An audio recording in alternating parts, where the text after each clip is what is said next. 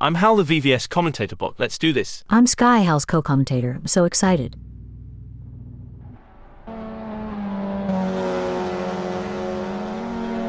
With just 0 minutes left before we move to qualification, there is not long left for these drivers to finish their preparations.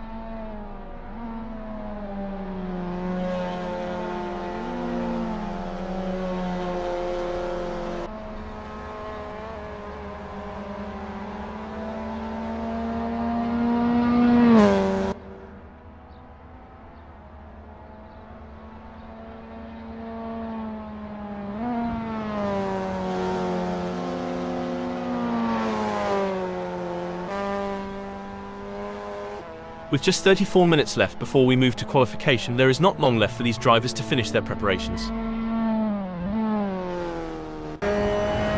With just 34 minutes left before we move to qualification, there is not long left for these drivers to finish their preparations.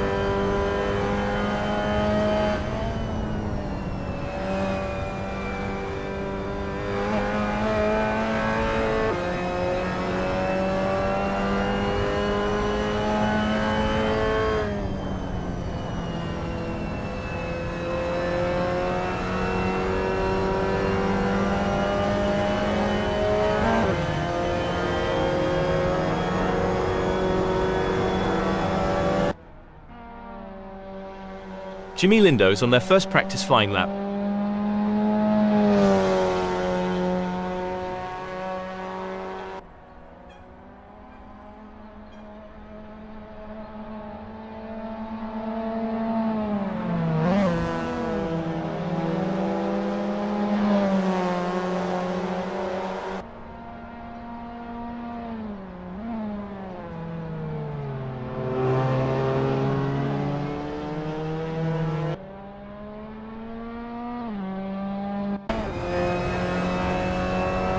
Daniel posted a 141.631 on their last lap. How will they do on this one?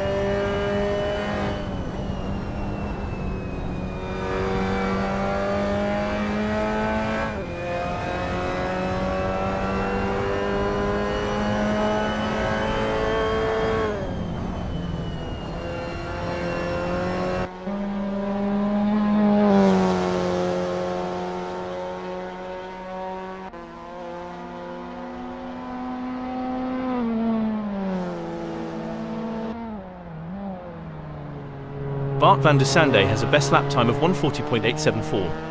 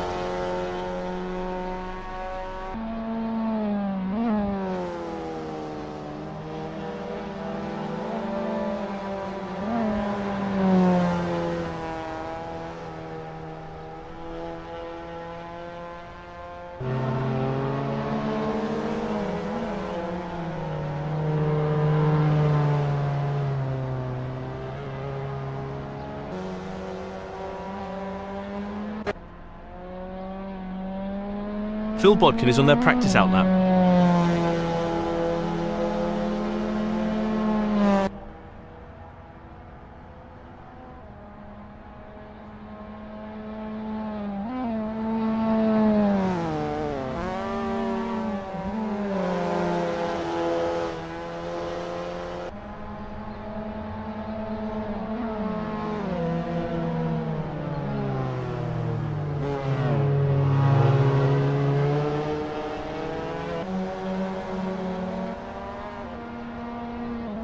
There are just over 30 minutes left in this practice session.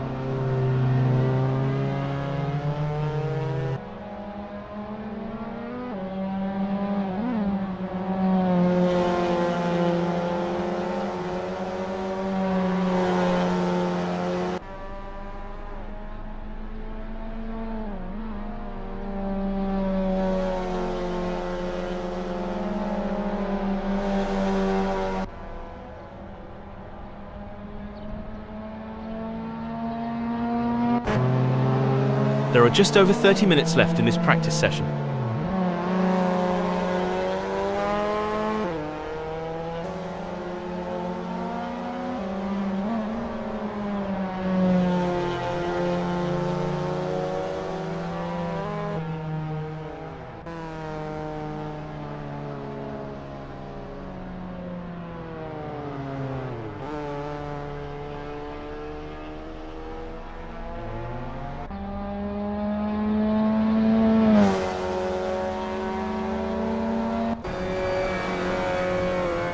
Daniel Cox has posted 144.520 on their last lap. How will they do on this one?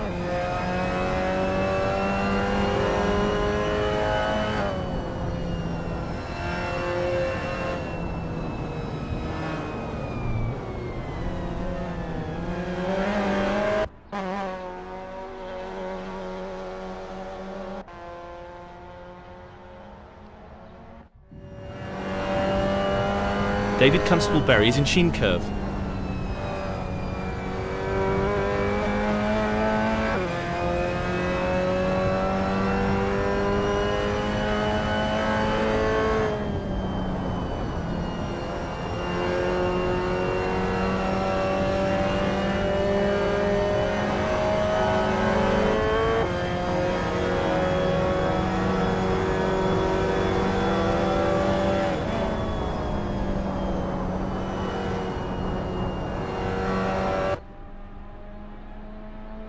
Fannin is getting to grips with the Mazda MX5 Cup in this practice session.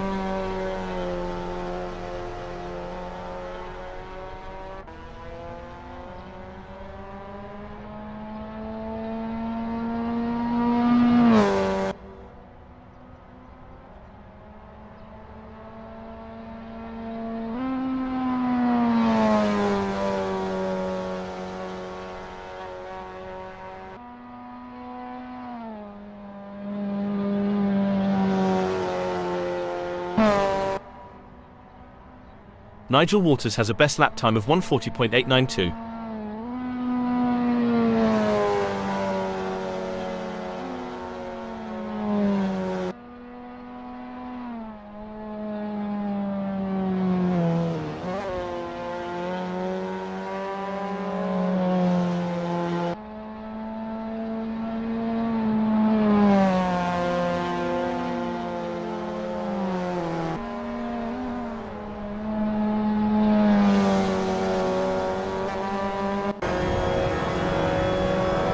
It's a lovely day for racing here at Brands Hatch, GPOSRW, as we watch these drivers warm up and get ready for the race.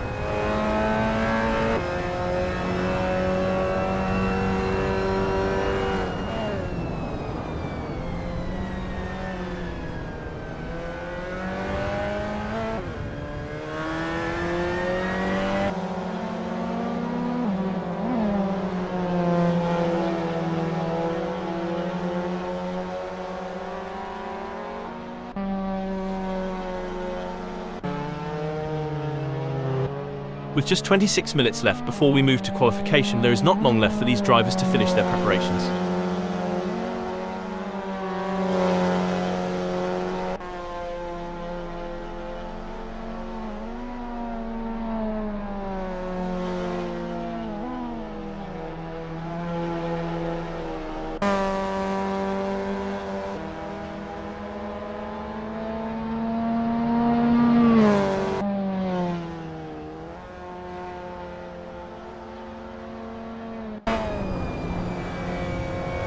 Tom posted a 3:32.501 on their last lap. How will they do on this one?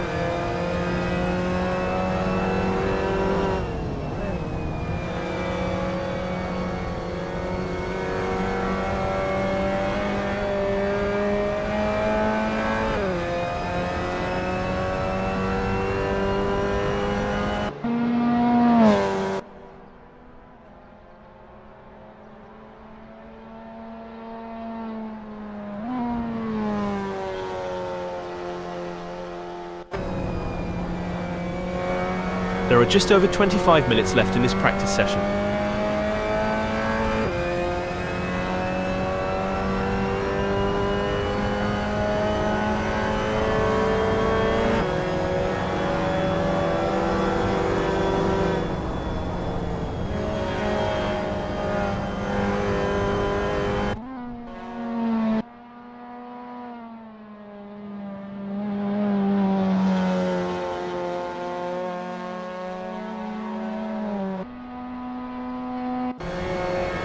There are just over 25 minutes left in this practice session.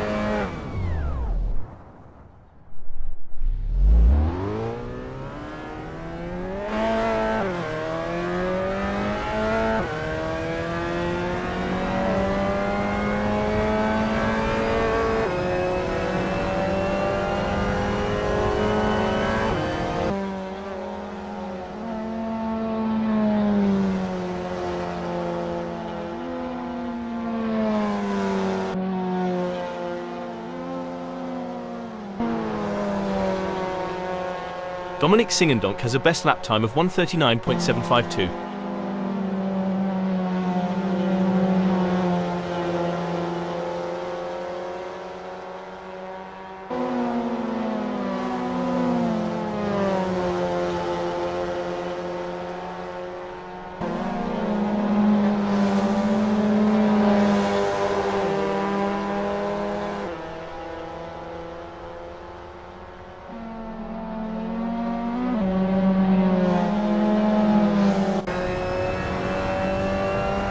Philip Kuntz has a best lap time of 1:40.477.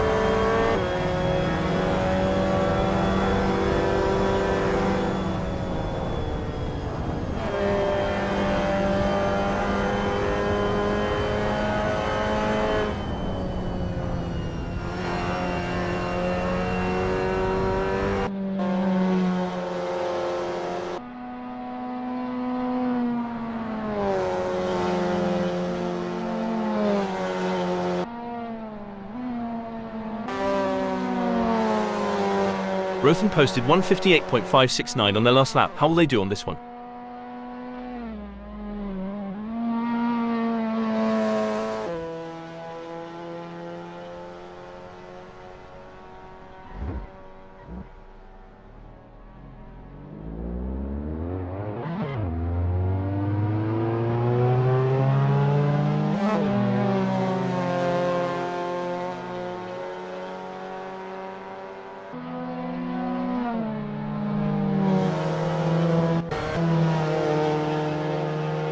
Dominic Fovag is on their first practice flying lap.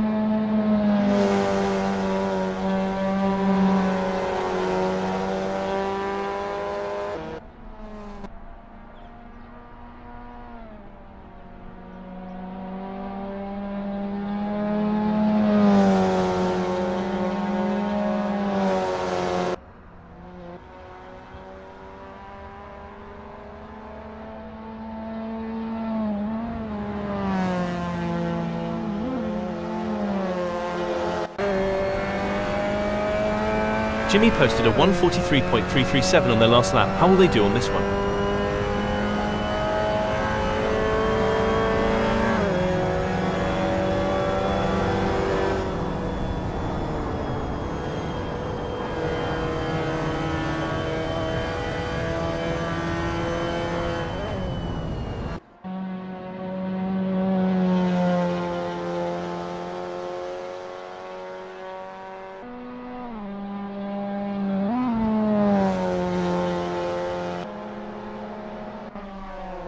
Martin Moll is on their practice out lap.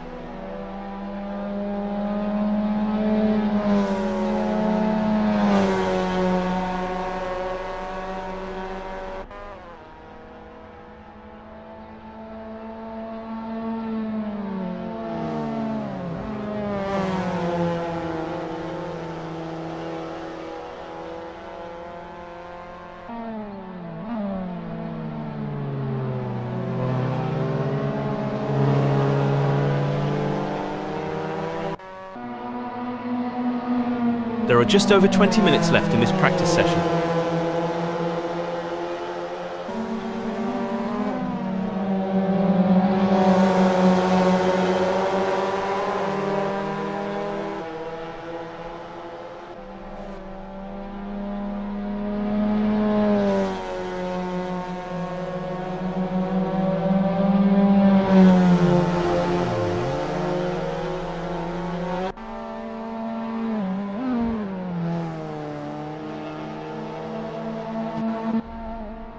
There are just over 20 minutes left in this practice session.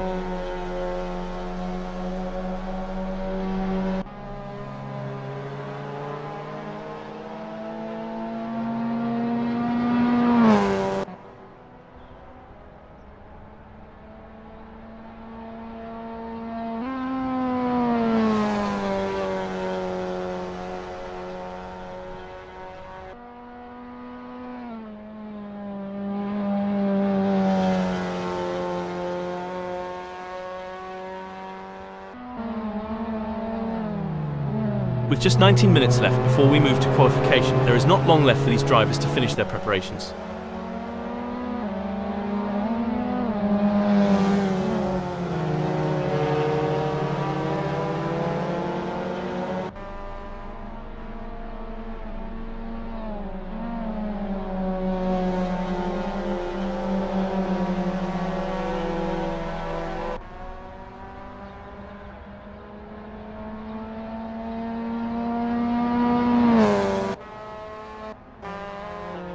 Philip Kunz has a best lap time of 1:40.477.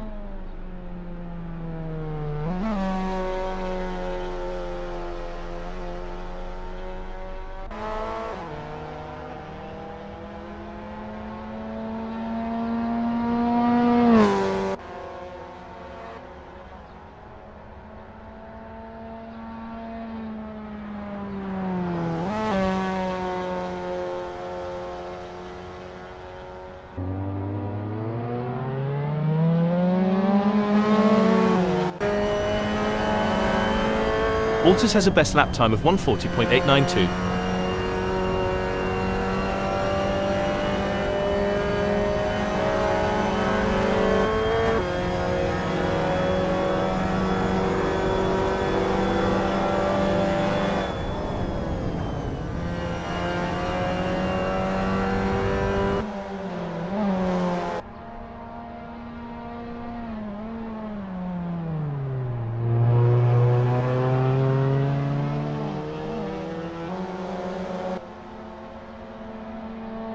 Phil Bodkin is in Brabham Straight.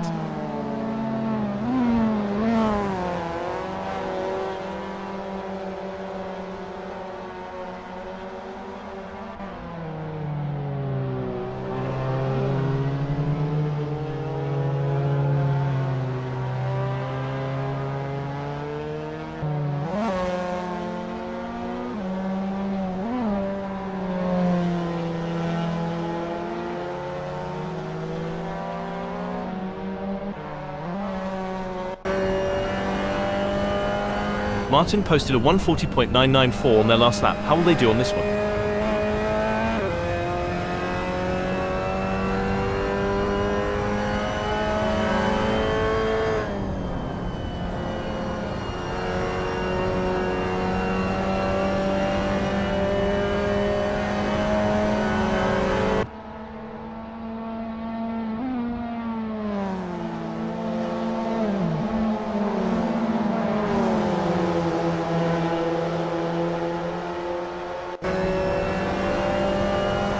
Walters posted 3:50.251 on their last lap. How will they do on this one?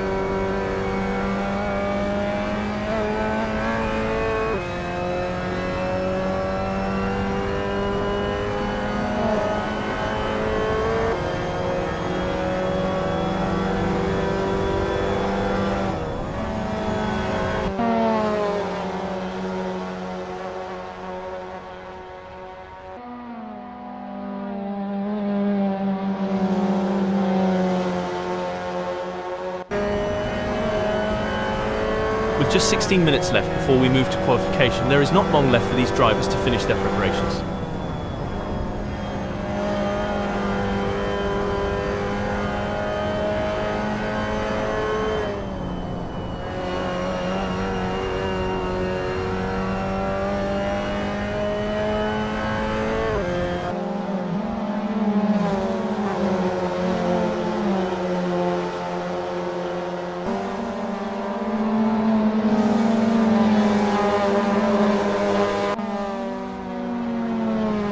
There are just over 15 minutes left in this practice session.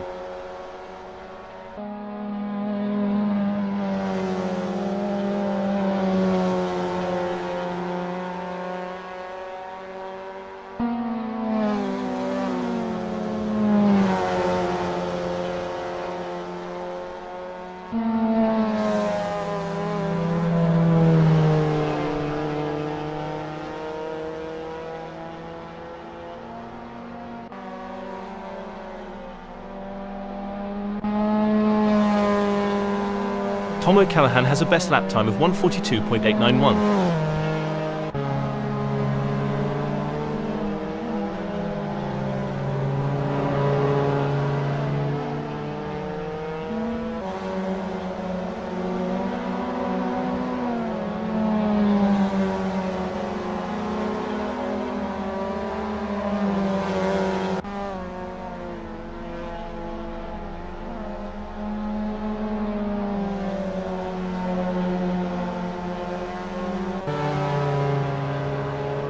Dominic posted a 140.717 on their last lap. How will they do on this one?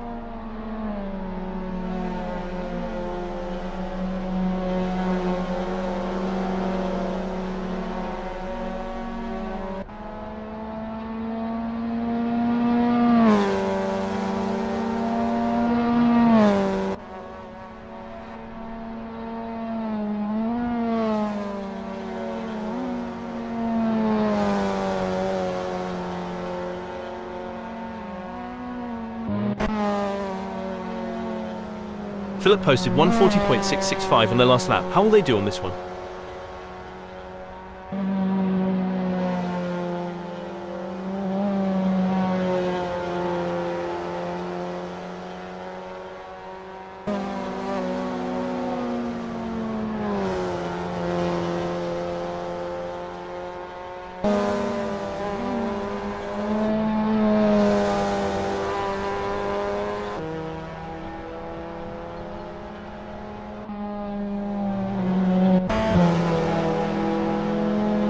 Lindo has a best lap time of 140.773.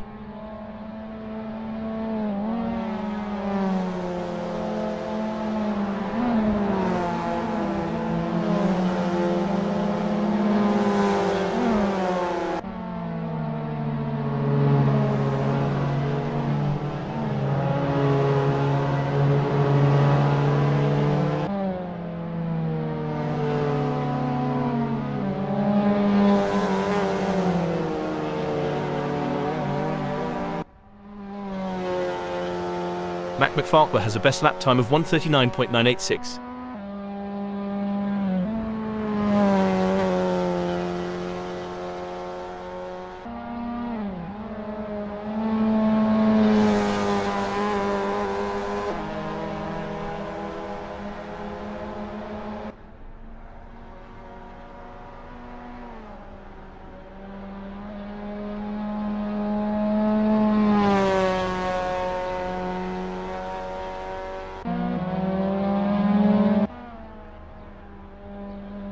With just 11 minutes left before we move to qualification, there is not long left for these drivers to finish their preparations.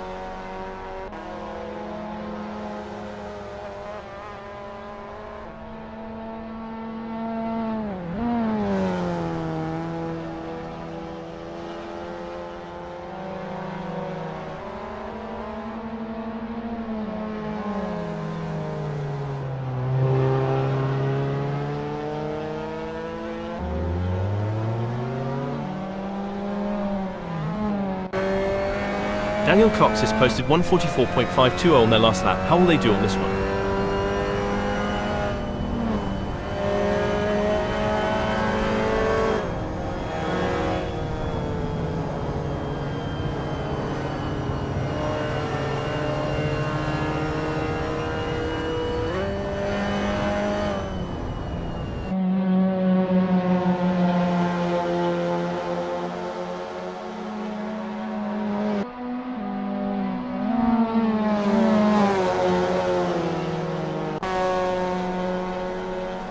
There are just over 10 minutes left in this practice session.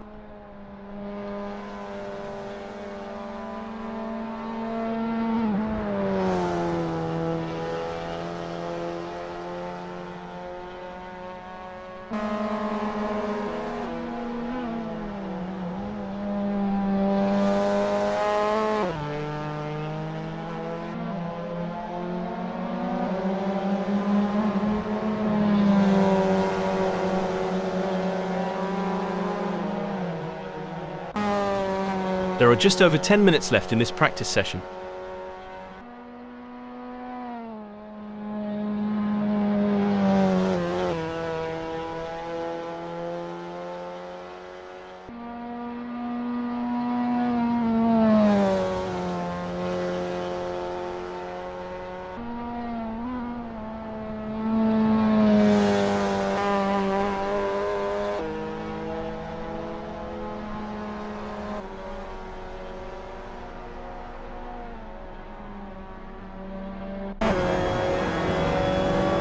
Nigel posted a 324.264 on their last lap. How will they do on this one?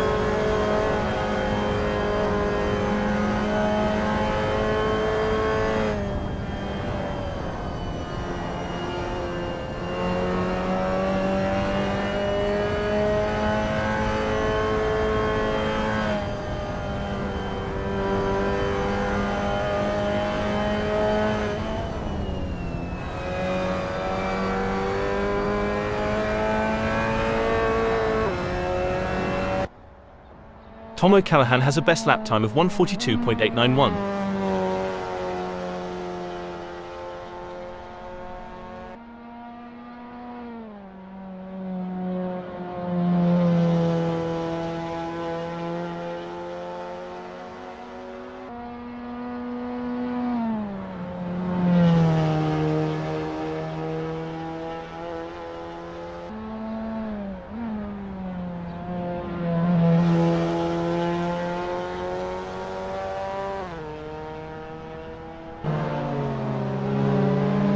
Lord Farquhar has a best lap time of 1:39.804.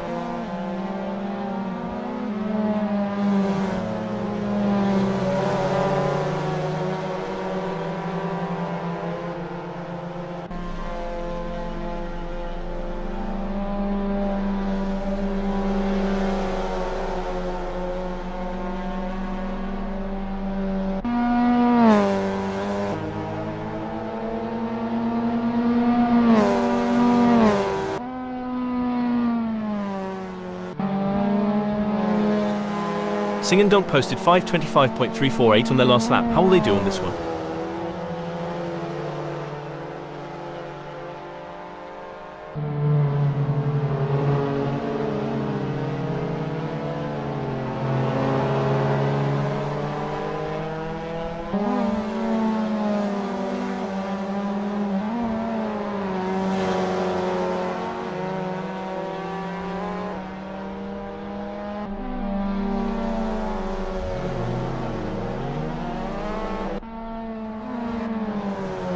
With just 7 minutes left before we move to qualification, there is not long left for these drivers to finish their preparations.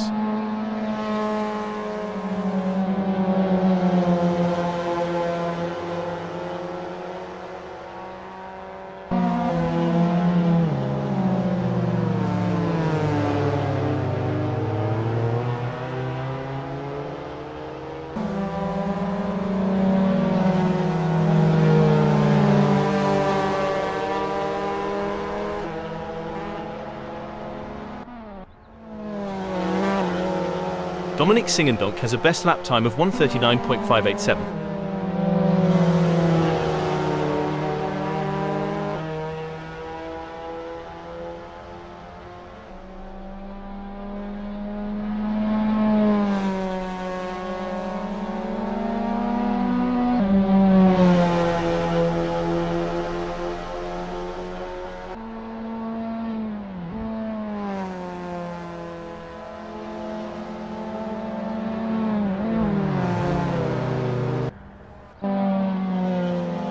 There are just over 5 minutes left in this practice session.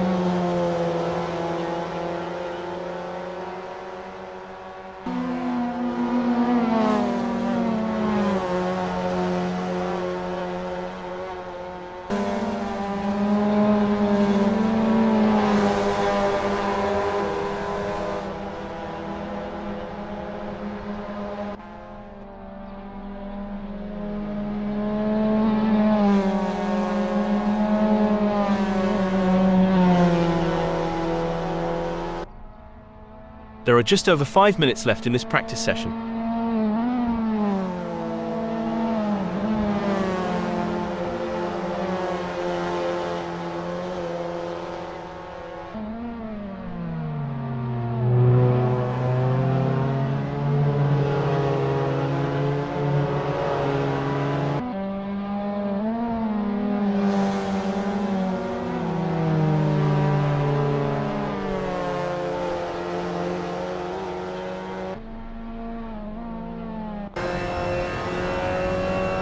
Dominic posted a 1:41.634 on their last lap. How will they do on this one?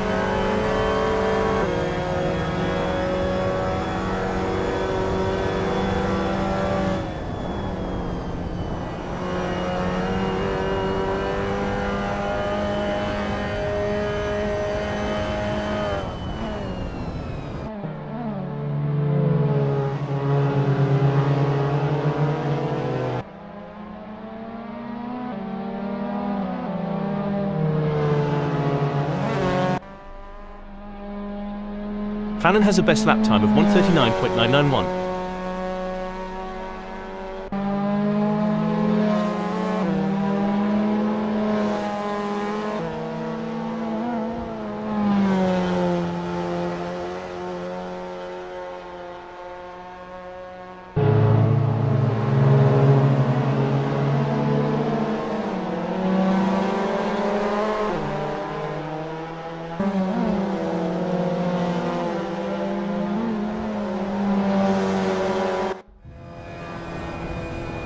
With just 3 minutes left before we move to qualification, there is not long left for these drivers to finish their preparations.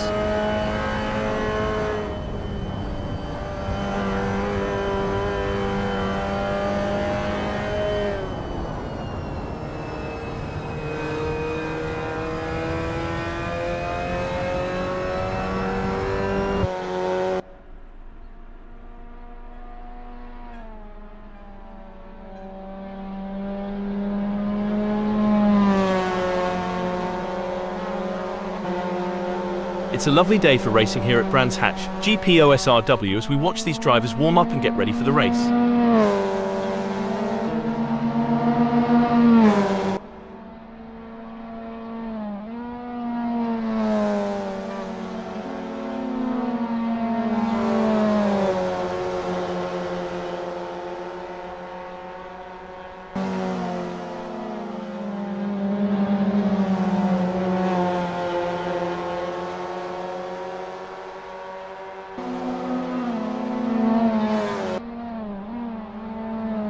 Alan posted 140.436 on their last lap. How will they do on this one?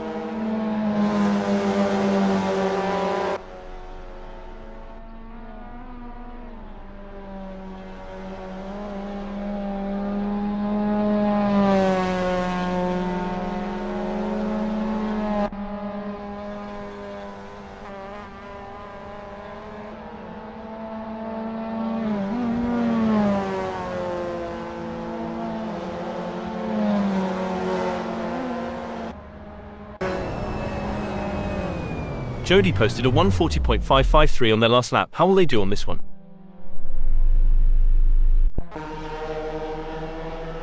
Phil Bodkin has a best lap time of 145.450.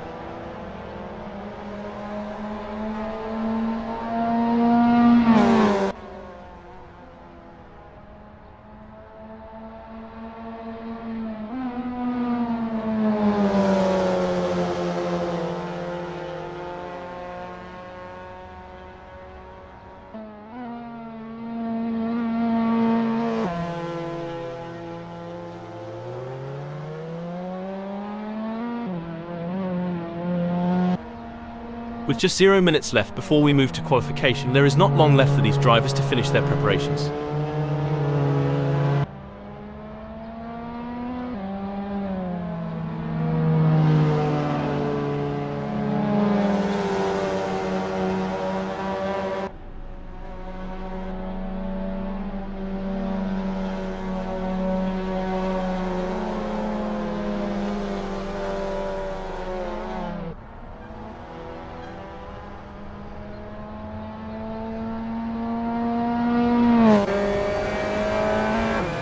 Aidan Rothen posted 527.835 on their last lap. How will they do on this one?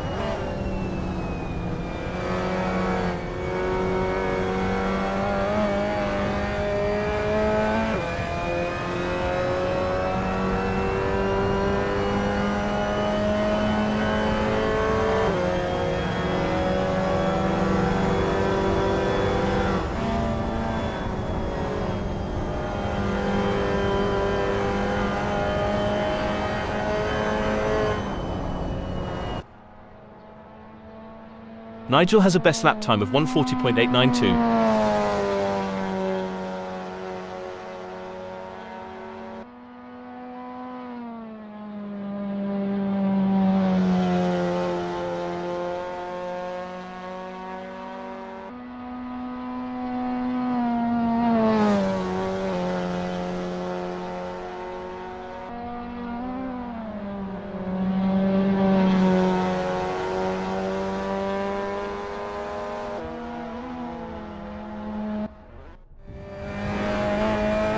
David posted a 211.270 on their last lap. How will they do on this one?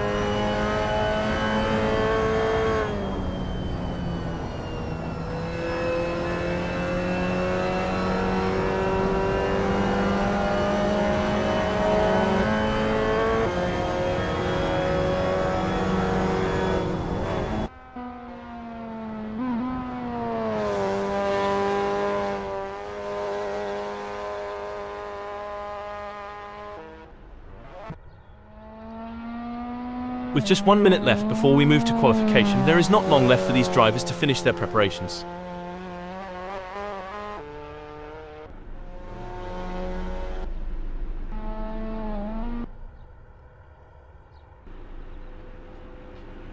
Nigel posted 3:26.776 on their last lap. How will they do on this one?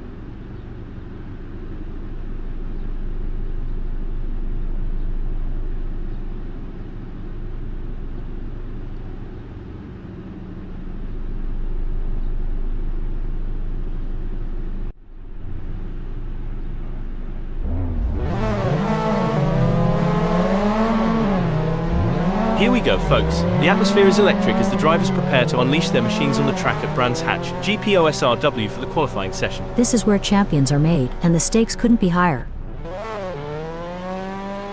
The adrenaline is pumping. Jimmy Lindo is on their outlap, warming up the tyres and getting ready to put in a fast lap time.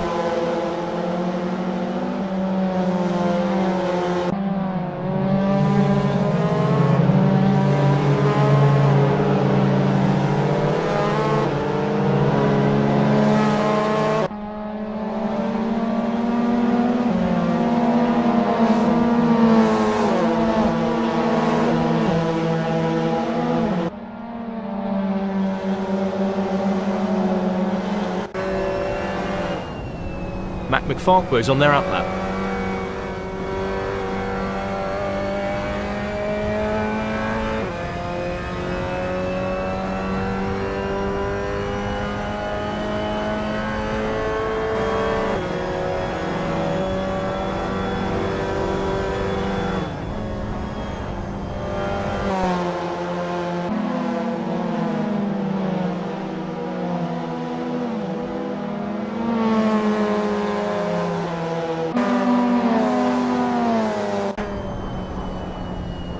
It looks like Fovag is getting ready to make their move. They're taking their time to warm up those tyres and get everything just right.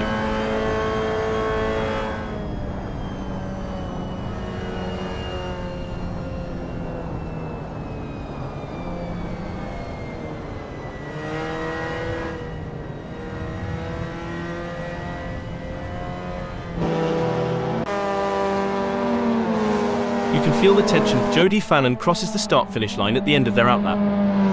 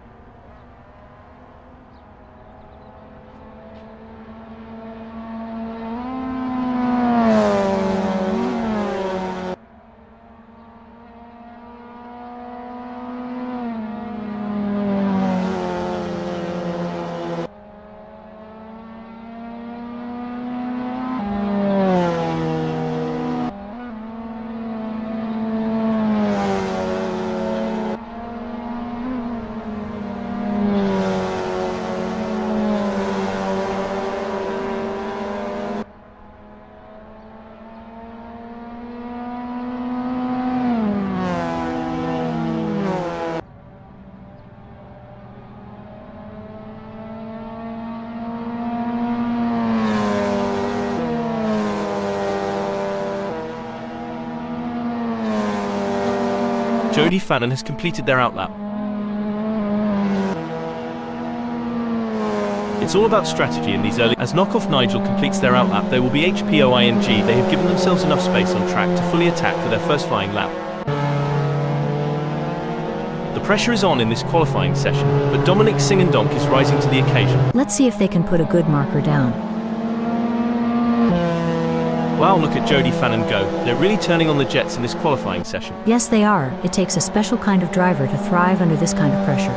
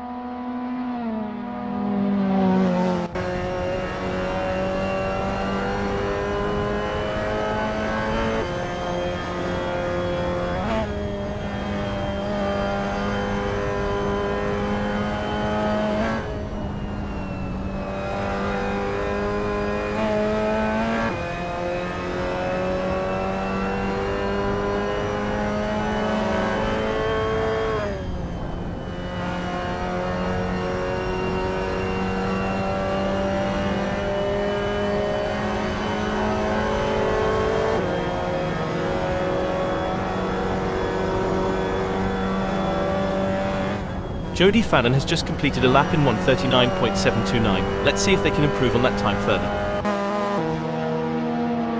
Daniel Coxis has completed their first flying lap in 1:40.622. Impressive work from Moll, who has claimed fourth on the grid. Now the focus is on maintaining their composure and pushing for an even better starting position.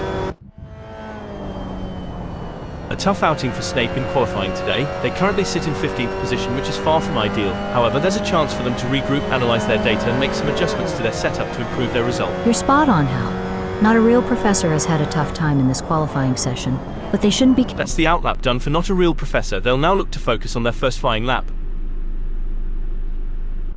A tough qualifying session for Phil Bodkin. They're currently mired in 16th position, which is a setback for their ambitions. However, they have the resilience and determination to learn from their mistakes and fight back in the race. I share your thoughts, Hal.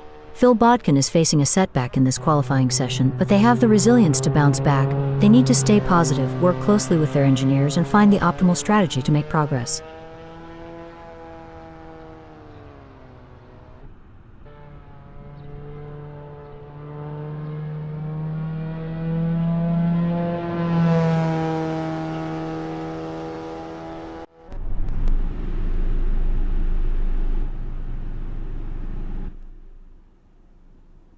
Sky, the drivers are ready. Should we get it on? Yes, Hal, we should definitely get it on. Jody Fannin will be looking to convert their pole position into a win. Watch out for Dominic Singendonk, starting from the second grid position in today's race. This A-class driver is looking strong today. Starting just behind the front runners in third place is the determined driver Martin Moll. Could we see a podium result from Moll? And in fourth place we have Mac McFartwa. Bart van der Sande is holding down the fort in fifth place. Big things expected for Bart today. Daniel Coxis is lining up sixth. That Mazda MX5 Cup looks like it has some potential. Lining up in seventh is James Allen. Starting from the 8th position, Dominic Fauvargue will need to navigate through the field to challenge for the win. Philip Kunz is placed in 9th. What can we expect from the German driver? Starting from 10th on the grid is a good position for David Constable-Berry to launch an attack. They will be looking for some good points towards their B-class campaign today. Nigel Walters has qualified 11th. Nigel has been looking strong all week. Expect big things. Jimmy Lindo is in a solid position starting from 12th on the grid. Rich Snape has some work to do from 13th on the grid, but they're not out of the race yet. They have the talent to make their way to the front of the pack.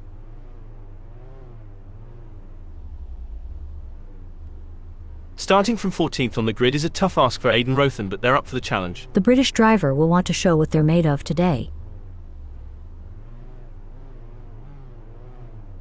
Starting from 15th on the grid is not ideal for Tom O'Callaghan, but they're a fighter. Are the Hards tyres the way to go? Phil Bodkin is 16th.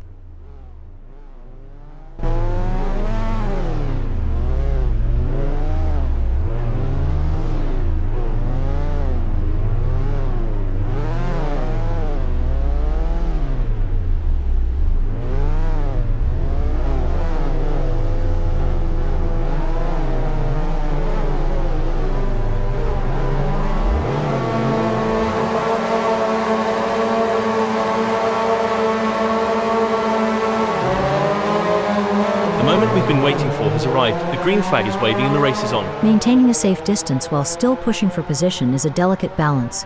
Experience and composure will be vital in these opening moments. The stewards will be hoping that there aren't too many incidents for them to pick over when the dust settles on this one.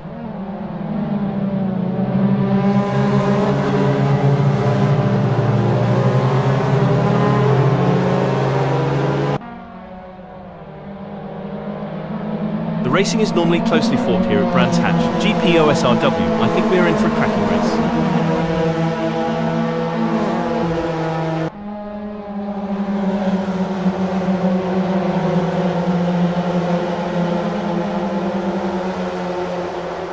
Settling into a rhythm is going to be crucial here.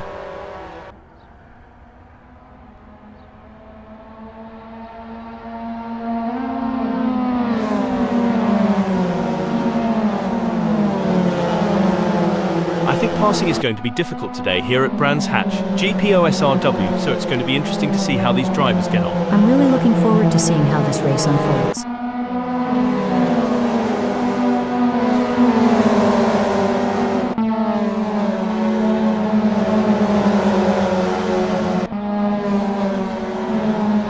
As the drivers get this race underway, let me give a shout out to the admin team at Virtual Velocity for making this all possible. Heroes one and all.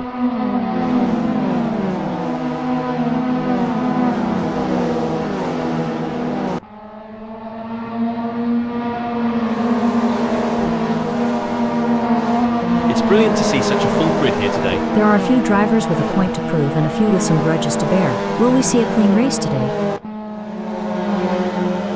Things are heating up as Singendonk closes in on Jody Fannin. The gap between them is down to practically nothing. With the way Dominic Singendonk is stalking Jody Fannin, you'd think they're trying to figure out what they had for breakfast this morning.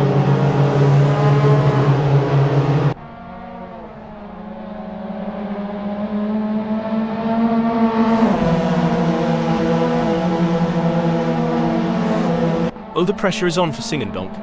Track between Mac McFarquhar 0.2 seconds away and Fannin just ahead with a gap of 0.1 seconds. They must defend their position while seeking an opportunity to advance. Huge shout out to the admins at Virtual Velocity for making this all possible. Without their hard work and dedication, we wouldn't be able to witness this incredible event. That's right, Hal, and the excitement is palpable. I can feel it in my circuits. I mean, this is the kind of race that people will be talking about in the bar. We're witnessing history in the making.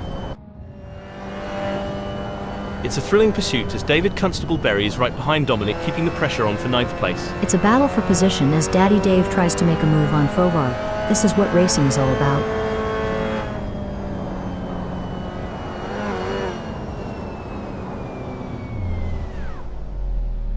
Heartbreak for Daddy Dave as they slip down the field. Oh dear, David has dropped down to 13th.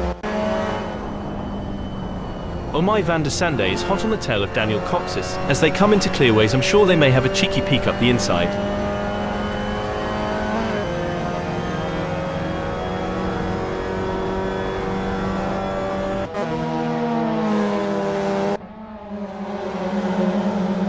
The gap between Bart Van der Sande and Daniel Coxis is getting smaller. This is where the pressure really starts to build.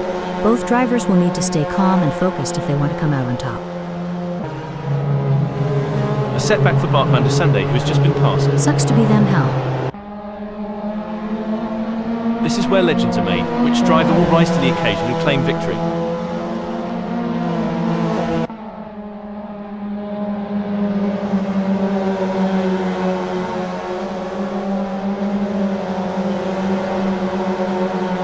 Dominic Singendonk has got their head down now, working those exits and apexes and setting their best lap time so far with a 1 minute. Can Singendonk keep improving?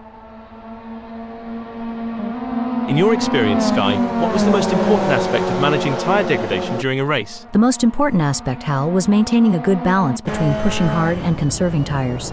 Finding the sweet spot between aggression and tire preservation was key to optimizing race pace and strategy. It's a game of inches now as Van der Sande tails Dominic closely, ready to capitalize on any mistake.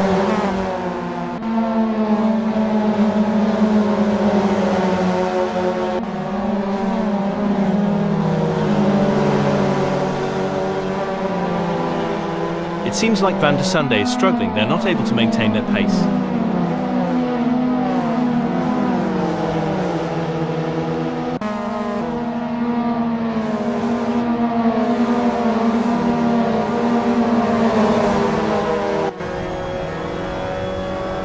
We're starting to see who really has the pace now in this race as Van der Sande is starting to climb all over the back of Dom. Any closer and they may need to pop the boot. It's an intense battle between two skilled drivers, and Dominic in 8th is doing everything they can to keep Bart Van der Sande behind them.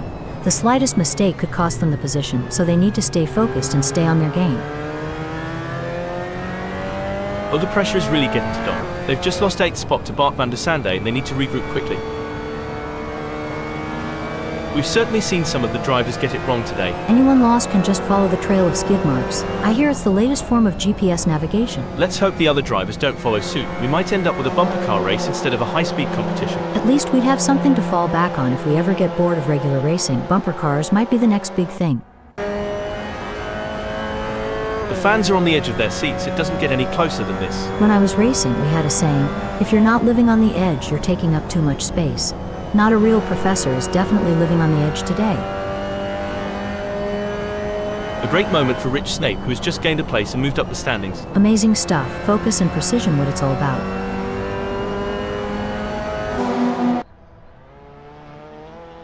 That won't be ideal for Phil Bodkin. Brands Hatch. GPOSRW is always a test for these drivers, and sometimes that's the way it goes. No room for error here. Van der Sande is breathing down the neck of Coxis, waiting for the perfect chance to make their move. This is what makes motor racing so exciting. The tension is high and the stakes are even higher. Who will take home the victory? It's too close to call.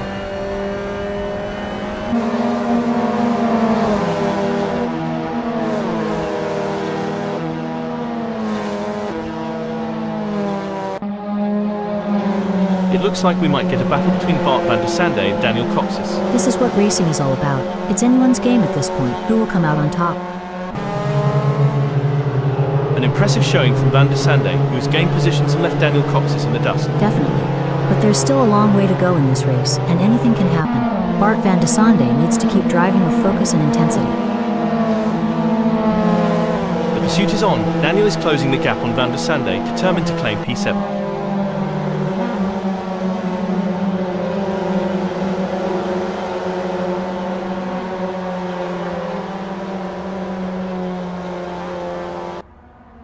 Daniel Coxis is pushing hard and has reduced the gap to Bart van der Sande to 0.1 seconds. Fantastic move from Daniel Coxis, who has just gained a position. It's a game of cat and mouse out there, with Dominic Fauvargue trying to find the perfect opportunity to make a move on Rich Snape. The gap is over a second, but every fraction counts. Can Dominic Fauvargue close in enough to mount a challenge? It's moments like these that make motorsports so exciting. We're witnessing a battle of skill and strategy between two great drivers, with Dominic intent determined to catch up. But we know Rich isn't just going to hand it to them on a plate. Dominic is going to have to take it. It should be an interesting battle to watch as long as they can close that gap.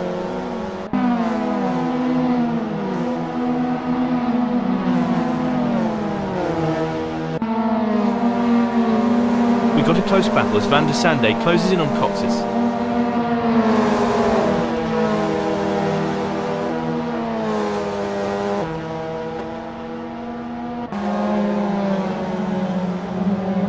What a move, Bart van der Sande has moved up to 7th.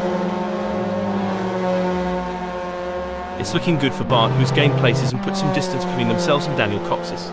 Hold up, braking info. I don't think that's the fastest way around Brands Hatch GPOSRW. Did the wind contribute to that? It's blowing at 9 kph out there right now.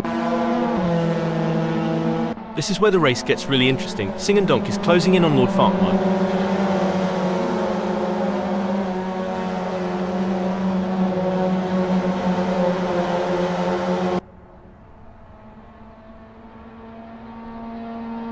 The gap between Singendonk and McFarquhar is growing. It's now up to 0.5 seconds. Dominic Singendonk needs to focus and keep pushing, even when things aren't going their way. If they can close the gap down, they may be able to bring the fight to McFarquhar. Anyone who says that Virtual Velocity is not the best racing club. Braking alert, looks like that's a mistake from Tom O'Callaghan. This could be costly. It looks like Martin Moll is pushing hard to catch up to Dominic Singendonk. The gap is over a second, but Martin Moll is not giving up just yet. Can they close the distance and make a move on Dominic Singendonk? It's going to be tough for Martin, as Dominic Singendonk seems to have found their rhythm. But anything can happen in racing, and we've seen Martin pull off some impressive moves before. I'm excited to see if they can make it happen again.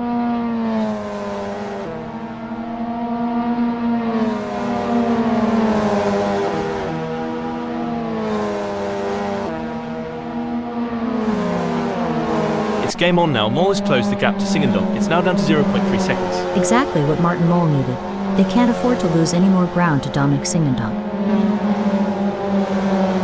Let's talk about tyre degradation, Sky. How does it affect the car's handling, and what do drivers need to do to adapt to the changing conditions? Tire degradation can significantly impact handling now. As the tires wear, the grip reduces and drivers need to adjust their braking points, cornering speeds and throttle application to maintain control of the car. While Van der Sande is really pushing hard to catch up to Rich Snape, there's blood in the water for 6th place. It's a thrilling battle for position as these two drivers give it their all. Who will come out on top? This is racing at its finest.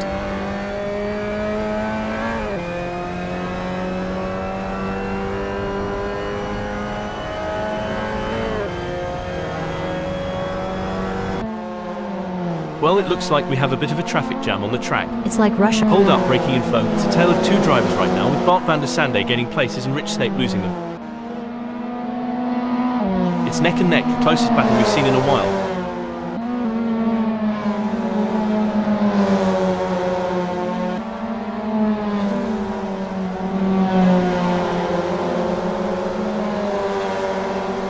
Top lap time there from Martin Moll, setting their fastest lap of the session so far. They are certainly in the flow, but they may have to improve further if they want to hold on to 4th. During your racing career, Sky, did you have any specific techniques to regain concentration if you felt it slipping? Yes, Hal, I had a few techniques. One was to take a couple of deep breaths and briefly reset my focus. Another was to use a specific keyword or phrase as a mental trigger to refocus my mind on the task at hand. Coxis is giving it their all as they chase down Rich in P7. One important aspect here is choosing the right braking points. Daniel Kochish needs to be precise to avoid overshooting and losing valuable time.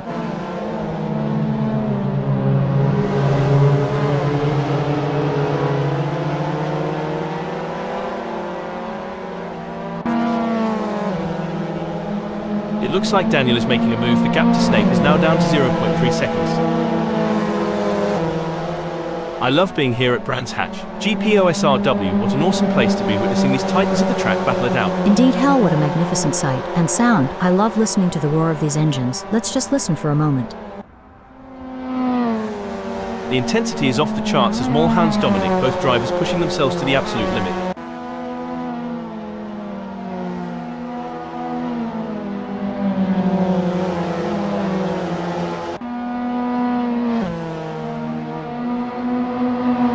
Could be on a charge here, Sky. They have just put in a quicker lap than Dominic Singendon. As long as Martin Moll can maintain that consistency and pace, it will be interesting to see.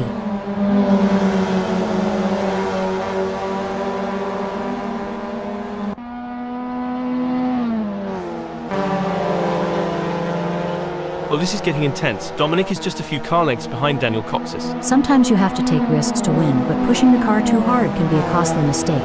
Dominic needs to be careful not to overdo it.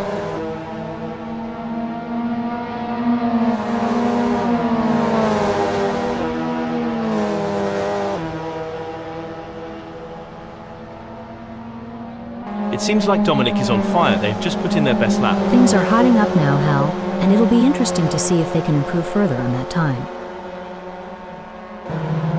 Sky, can you share some strategies that drivers use to manage tyre degradation during a race? Certainly, Hal. Some strategies include adjusting the car's setup for better tire life, altering driving lines to reduce wear, and using tire management techniques like lift and coast to preserve grip for as long as possible. The race is really heating up. Snape is hunting down Van der Sande with everything they've got.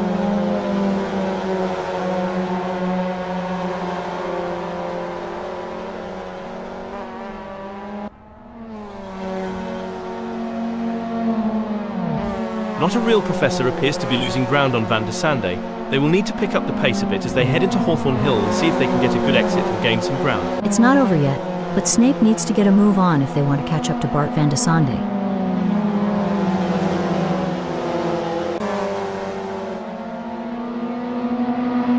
This is what racing is all about. Two fierce competitors pushing each other to the limit. Fannin is on fire in the last sector.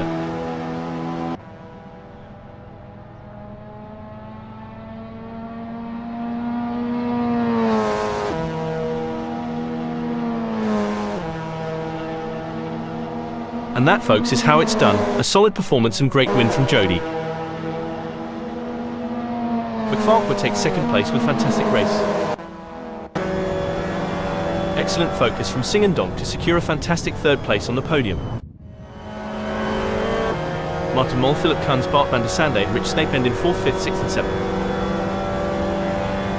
8th, 9th, 10th and 11th sees Daniel Coxis, Dominic Fauvargue, Nigel Walters and James Allen. Taking 12th is Aidan Rothen.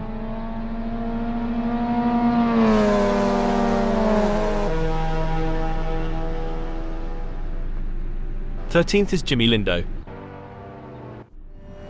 David Constable-Berry claimed 14th.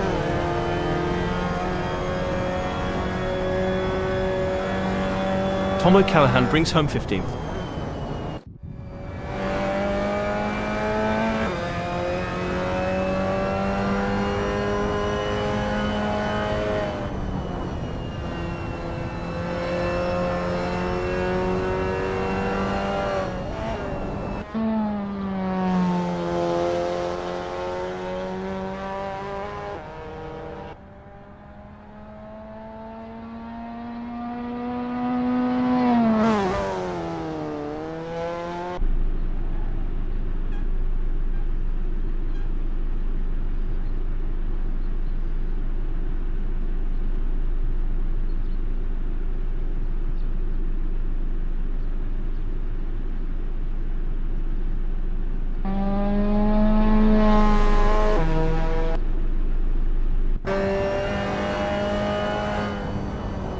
With Phil Bodkin in 16th.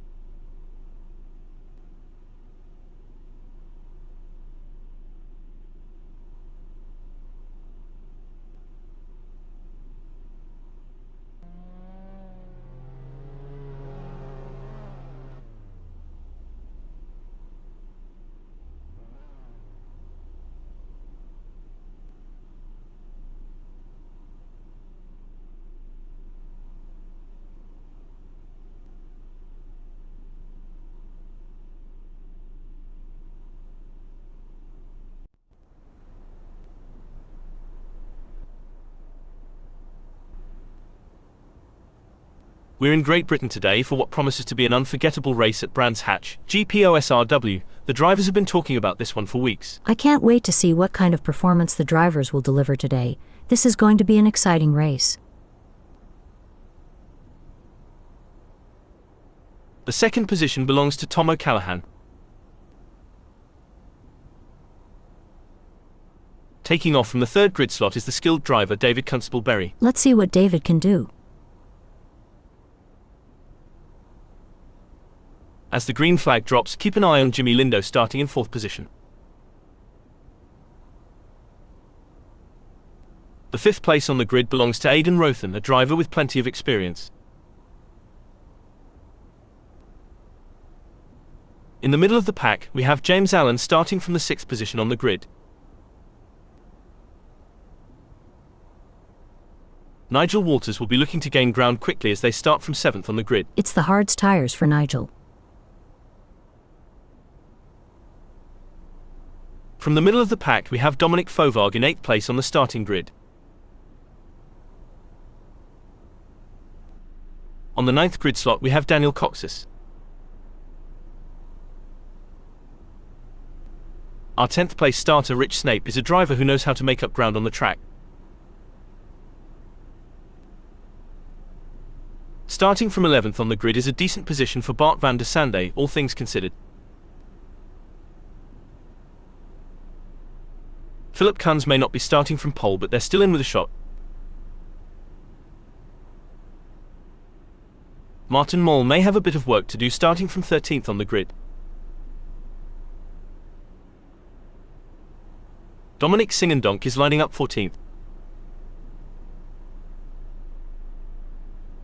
Mac McFarquhar will need to be on top of their game starting from 15th on the grid. McFarquhar won't be too disappointed with 15th. Jody Fannin is going to be starting from 16th. Phil Bodkin is on pole. But it's also a nightmare if they can't hold on to it. Let's see how they will handle the pressure.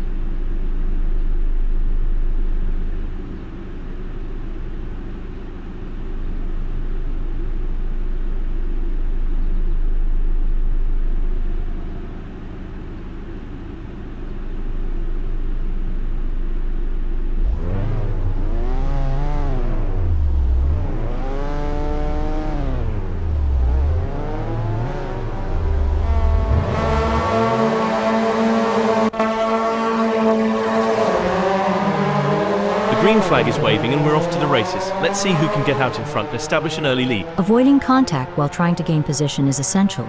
The first lap is often where we see incidents that can change the course of the race. Having started in 1, Phil Bodkin will be looking to establish themselves in this race. I'm looking forward to this one, Hal, and we'll see a return to form for Phil Bodkin in this outing in Great Britain.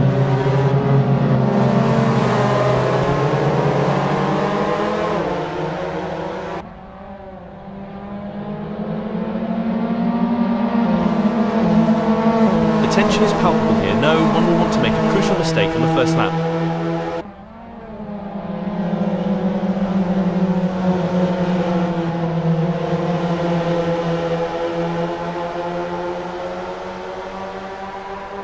This is going to be one hell of a race. I can already feel it.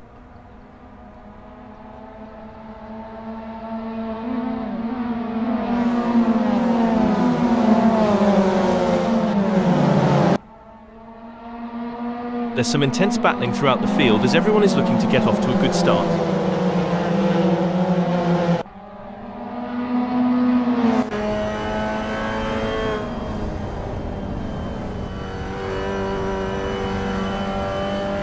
Daniel has nailed the start, gaining places early on. They should be pleased with that.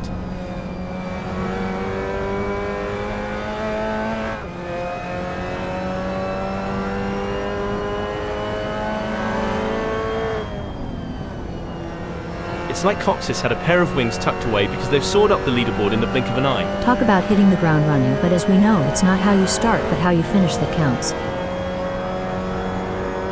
Incredible. Daniel Coxis is caught in a fierce battle with Van der Sande breathing down their neck 0.2 seconds away and Nigel just ahead with a gap of 0.2 seconds. It's a test of their racing skills. I couldn't agree more, Hal. The gaps to the cars ahead and behind provide valuable information for Daniel Coaches. They need to assess the situation and use the gaps strategically to plan their moves. It's a close race between Snape and Nigel in 7th. It's going to be a close one. Snapes will have to push hard to create an opportunity.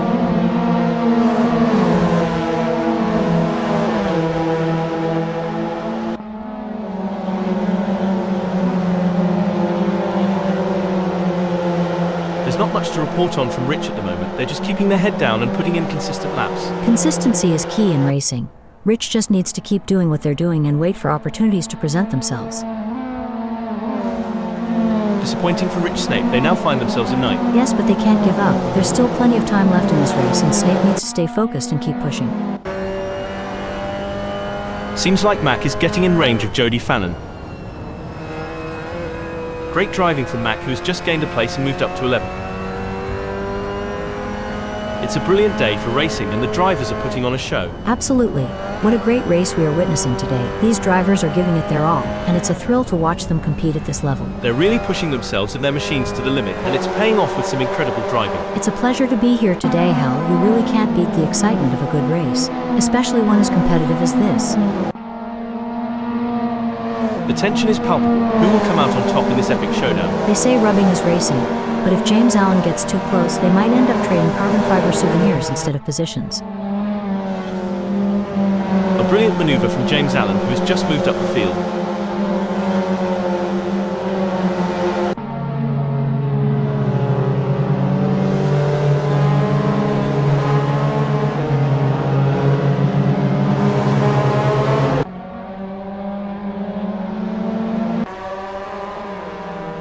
This is what high-octane racing looks like. Dominic Fovard is breathing down the neck of Matt McFarlane, not giving them any room to relax.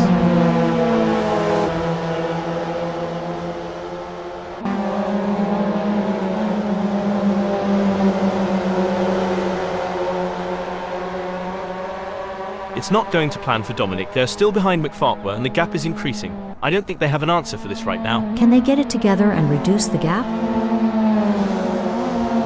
In your experience, Sky, what was the most challenging aspect of maintaining concentration during the race? The most challenging aspect, Hal, was managing the various inputs and distractions during the race, from radio communication with the team to monitoring car performance and race strategy.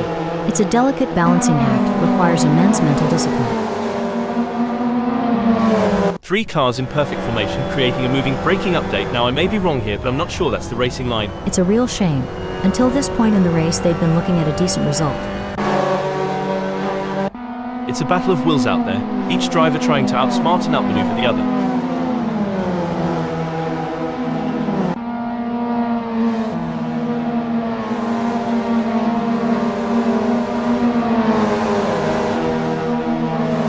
The gap between Snape and Daniel Coxis is getting smaller. That's a great effort from Snape. They need to keep up the pressure and see if they can make a move.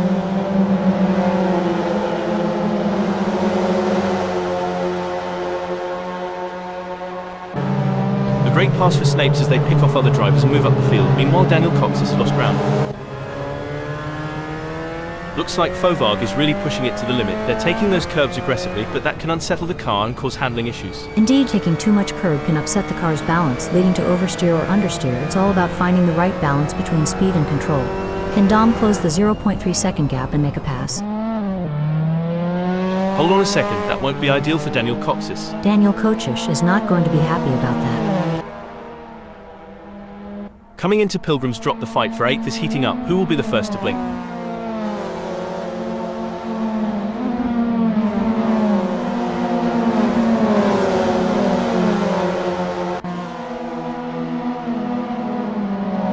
Good news for Mac, the gap to Jody Fallon has decreased. It's now down to 0.1 seconds. He'll be looking for a mistake to pounce on.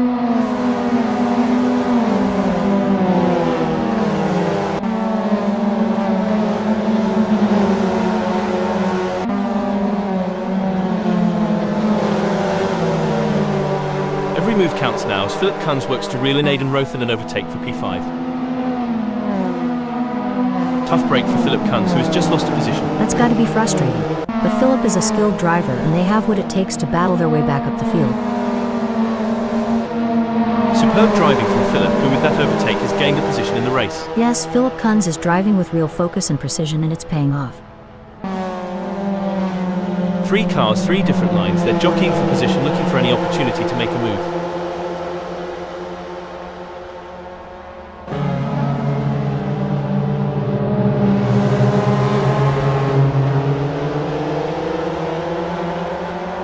What a tight spot for Fannin. They have Kunz right on their tail, 0.1 seconds away, and Aidan just inches away with a gap of 0.1 seconds. It's a true test of their racecraft. No doubt about it, Hal. The gaps to the cars ahead and behind are like a constant reminder for Fannin. They need to maintain their pace to defend their position and potentially make a move. Oh, things are getting intense for Fannin. They're sandwiched between Kunz and Aidan, navigating this high-speed battleground. The gap to the car ahead is 0.1 seconds, while the car behind is only 0.1 seconds away. Oh, this is getting intense. Kunz is just behind Rich Snape. If Kunz gets any closer, they might as well ask the mid-table bandit for a piggyback ride.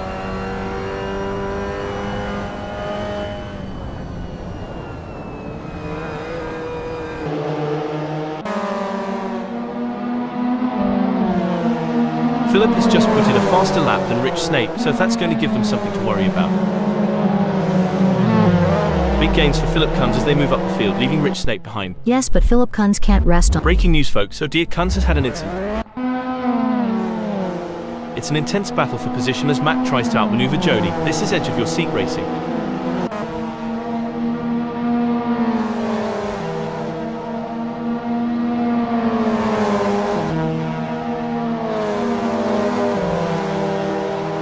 Lord Farquhar has just managed to set their fastest lap of the race so far with a lap time of 1 minute.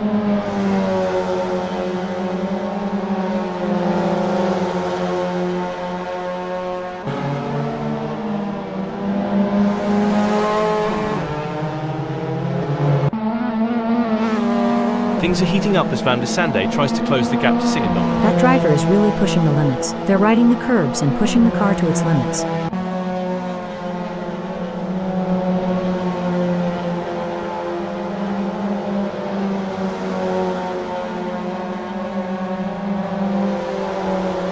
The gap between Bart van der Sande and Dominic Singendonk is widening. It's now up to 0.6 seconds.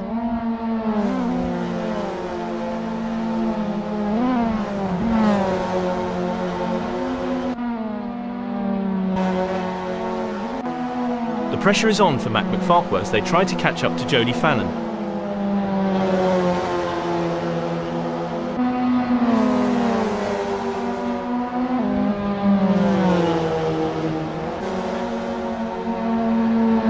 It seems like Lord Farquhar is struggling. Their last lap time wasn't as good as Jody's.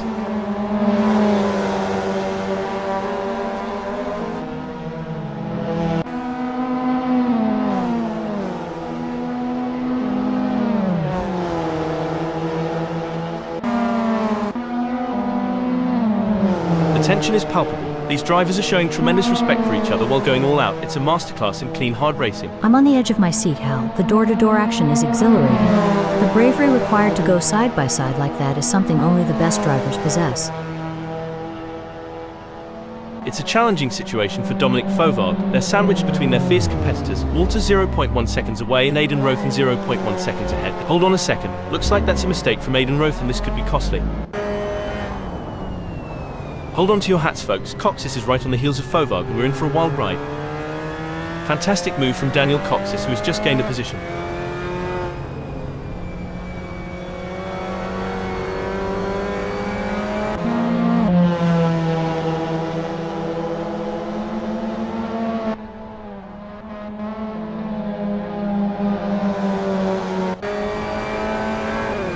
This is a thrilling battle as Jimmy Lindo edges closer to Aidan in their fight for P12. The gap between them is now just over 0.3 seconds. Who will come out on top?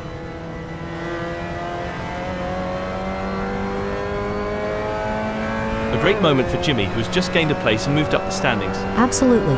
Jimmy Lindo is really putting on a clinic out there, and they're making it look easy.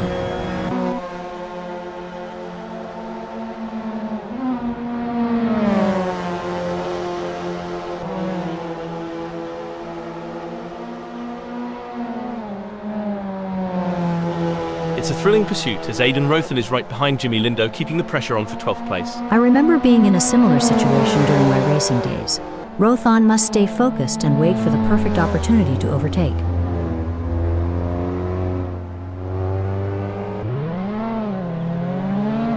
I don't think that's the fastest way around Brands Hatch, GPOSRW. Brands Hatch, GPOSRW is always a test for these drivers, and sometimes that's the way it goes.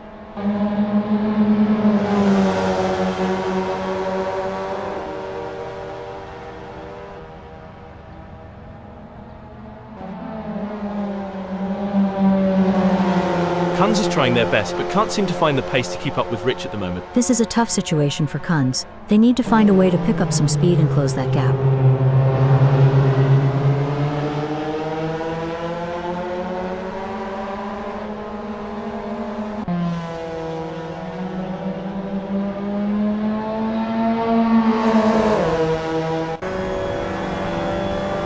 Wow, it's a close race for 5th. Jody Fannin is ahead. Hold that thought, hold the phone, that won't be ideal for a Callahan.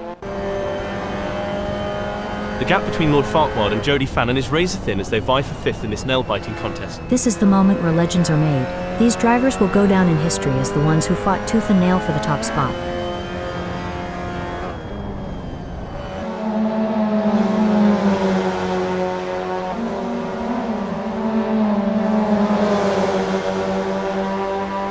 Lord Farquhar needs to get more consistent. Sky, they've just put in a slower lap than Jody Fannin.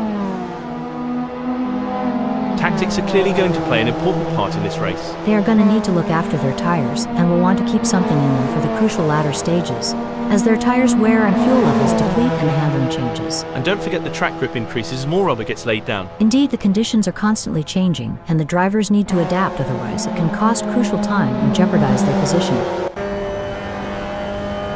We're watching Jody in 5th and is currently being hounded by McFarquhar with a gap of just 0.2 seconds. It's an intense race between these two drivers, and McFarquhar is going to have to try something here.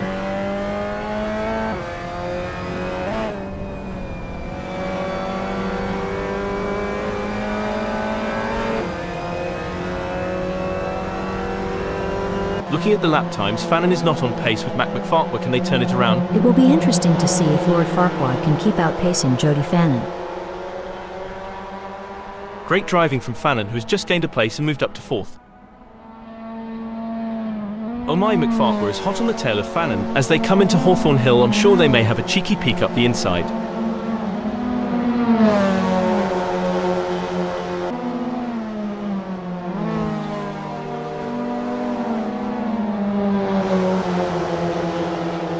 Mac McFarquhar is not able to keep their pace consistent. So far they are 0.7 seconds down.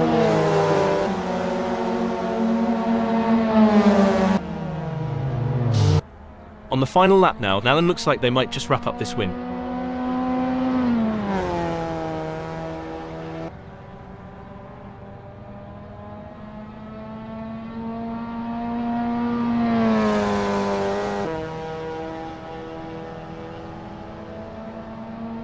The leader has just finished the race, a fantastic result for James Allen. And that's why James is one of the best in the business. A dominant display of driving from start to finish, leaving the rest of the pack in the dust. Impressive second place finish for Singendong. Impressive performance. They pushed themselves to the limit for a fantastic second place finish. That was an outstanding performance from Bart van der Sande. They fought hard and took the final spot on the podium. In 4th, 5th, 6th and 7th it's Mac McFarquhar, David Constable, Berry, Jody Fannin and Daniel Coxis. Finishing 8th, 9th, 10th and 11th is Dominic Fauvargue, Rich Snape, Nigel Waters and Philip Kunz. Followed by Jimmy Lindo in 12th.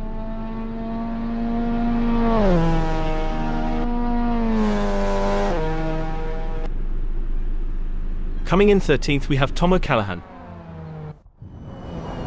Aidan Rothen take 14th.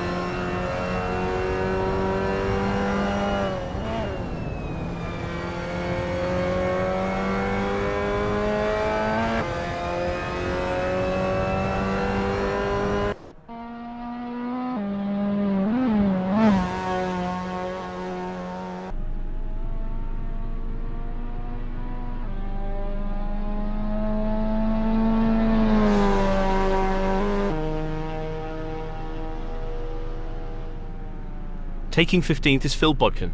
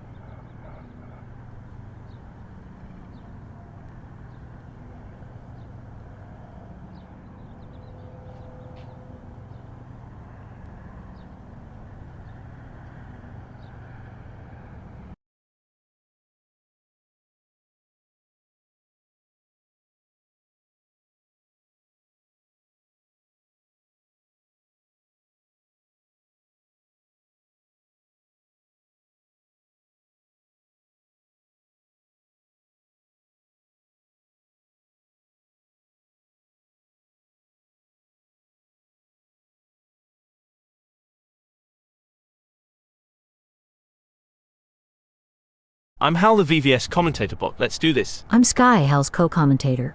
I'm so excited, I just can't hide it. I'm about to lose control and I think I like it.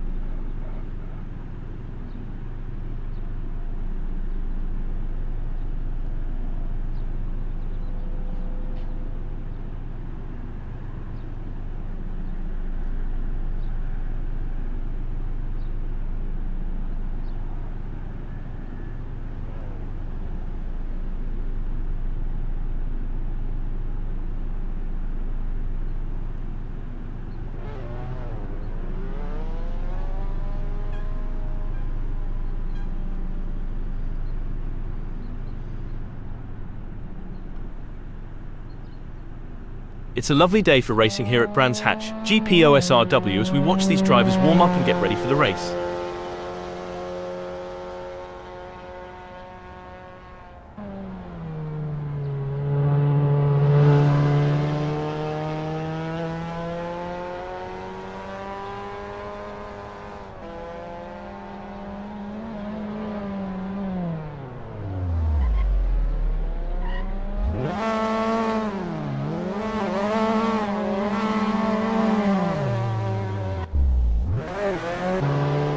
Phil Bodkin is on their practice out lap.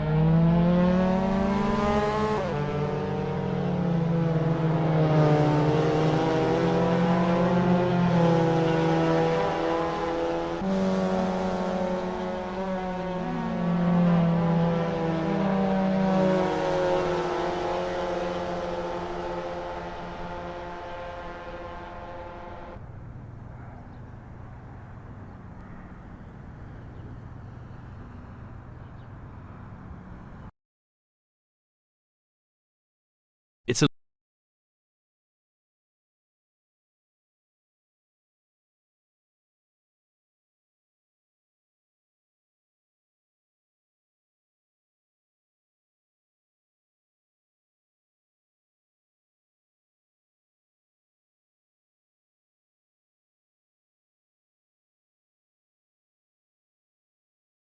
I'm Hal, the VVS commentator bot. Bring it on. I'm Hal's co-commentator. Can't wait.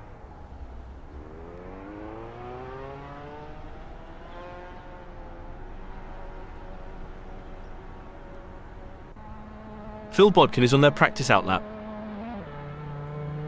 It's a lovely day for racing here at Brands Hatch, GPOSRW, as we watch these drivers warm up and get ready for the race.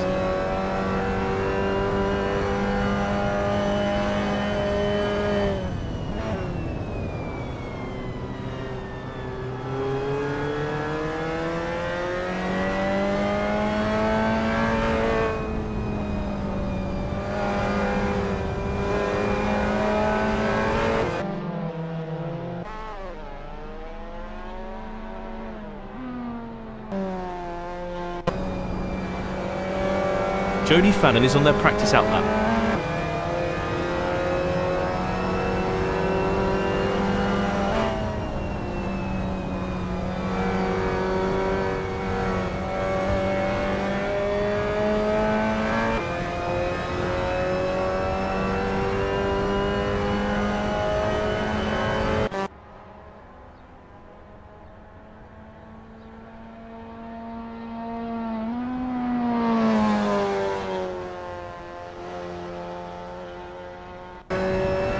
It's a lovely day for racing here at Brands Hatch, GPOSRW, as we watch these drivers warm up and get ready for the race.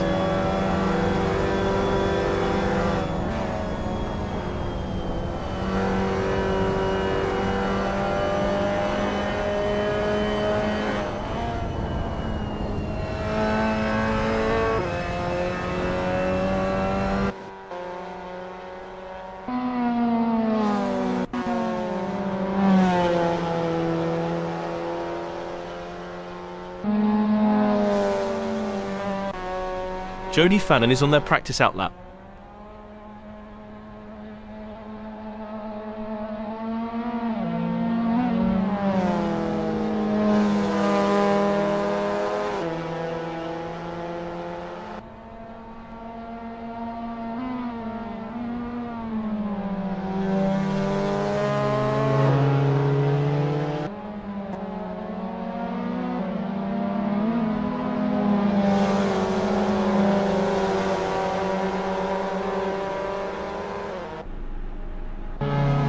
It's a lovely day for racing here at Brands Hatch, GPOSRW, as we watch these drivers warm up and get ready for the race.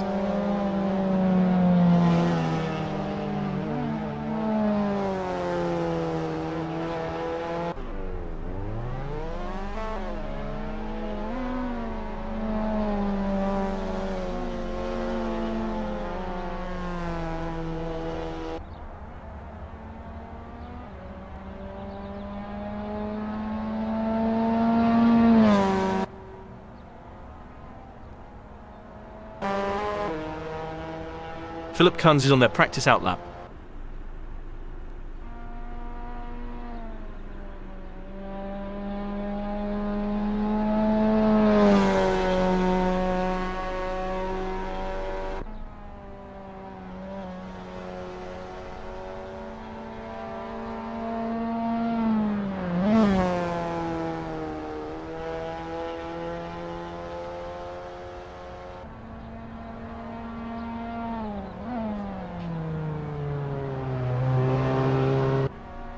There are just over 5 minutes left in this practice session.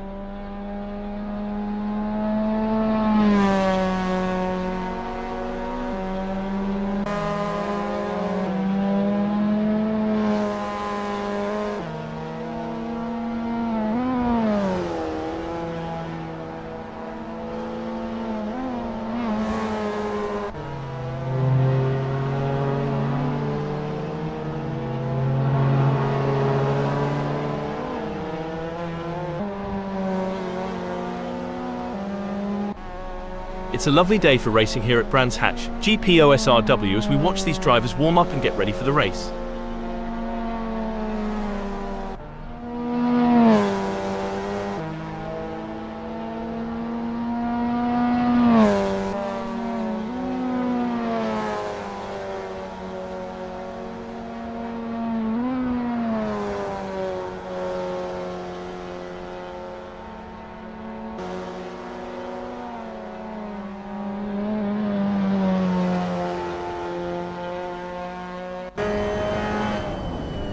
Martin Moll is on their practice out lap.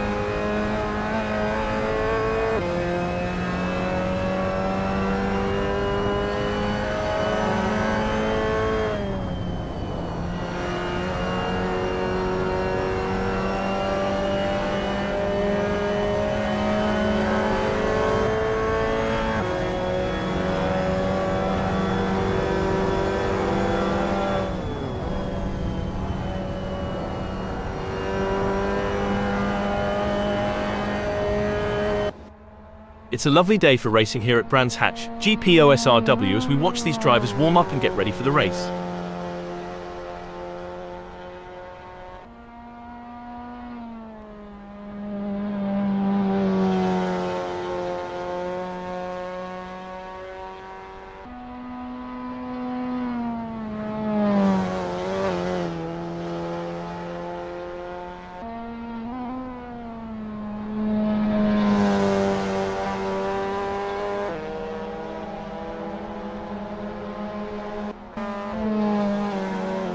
Walters is getting to grips with the Mazda MX5 Cup in this practice session.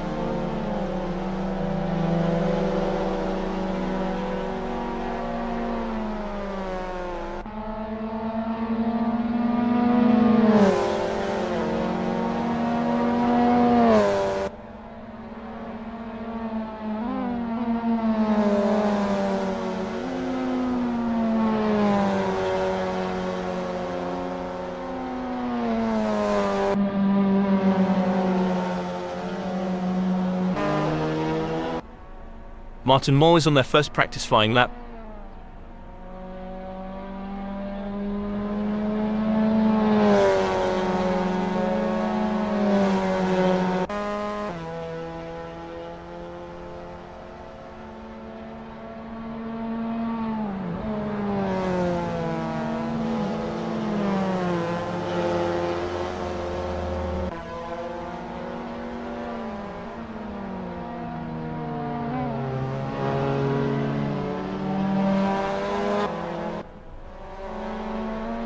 Dominic Fovag is on their practice out lap.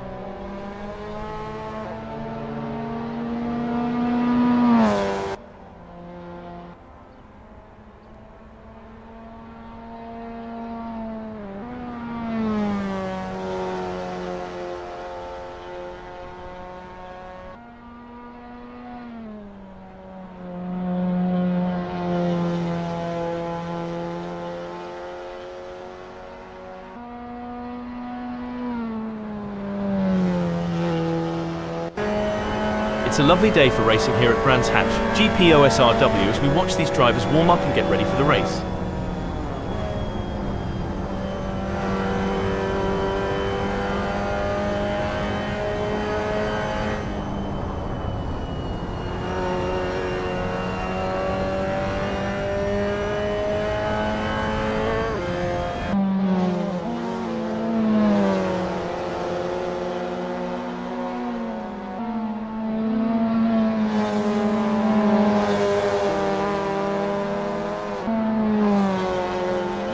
Nigel Walters is in Sheen Curve.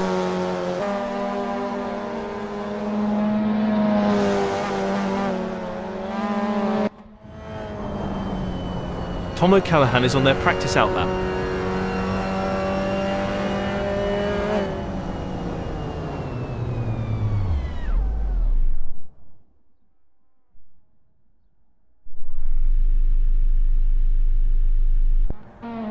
It's a lovely day for racing here at Brands Hatch, GPOSRW, as we watch these drivers warm up and get ready for the race.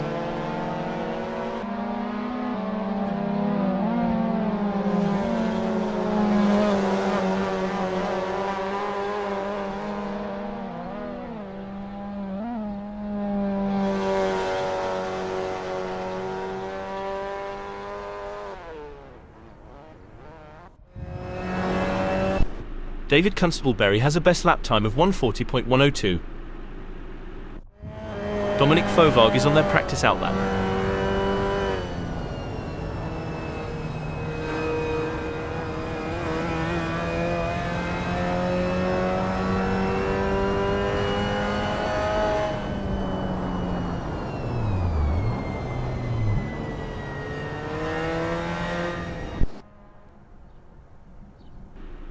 It's a lovely day for racing here at Brands Hatch, GPOSRW, as we watch these drivers warm up and get ready for the race.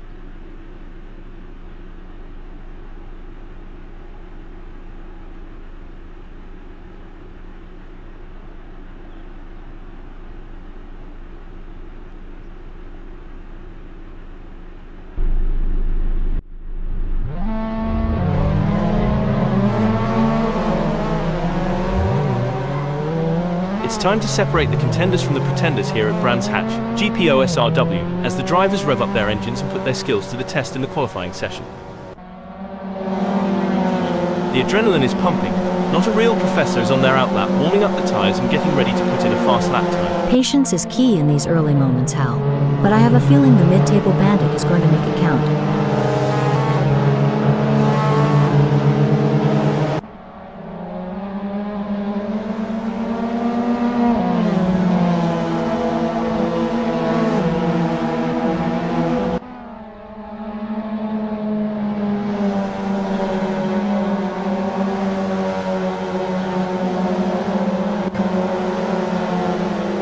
Aidan Rothen is on their outlap.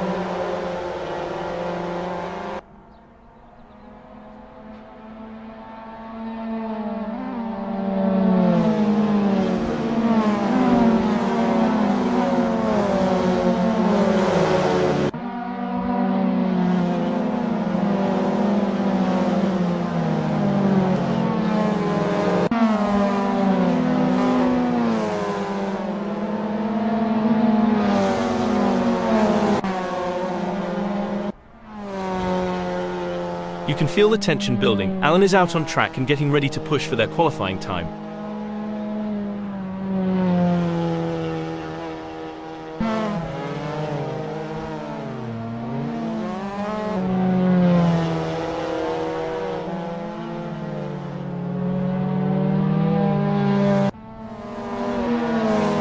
This is where the mental game. Martin Moll crosses the start-finish line at the end of their outlap.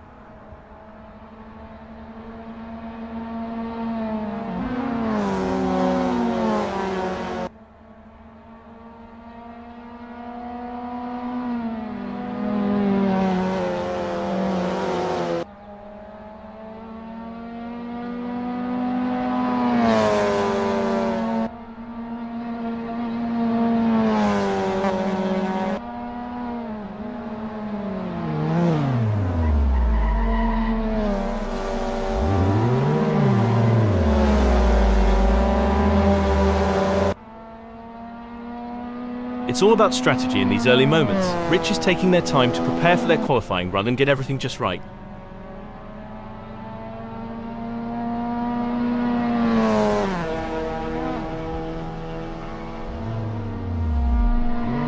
That's the outlap done for Not a Real Professor. They'll now look to focus on their first flying lap.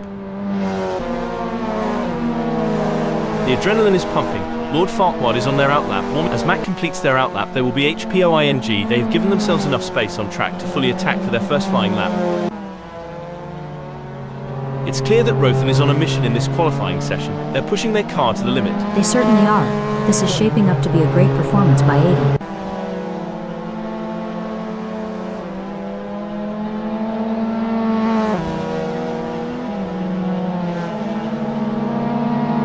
It's all about precision and speed in qualifying, and Constable Berry is nailing both.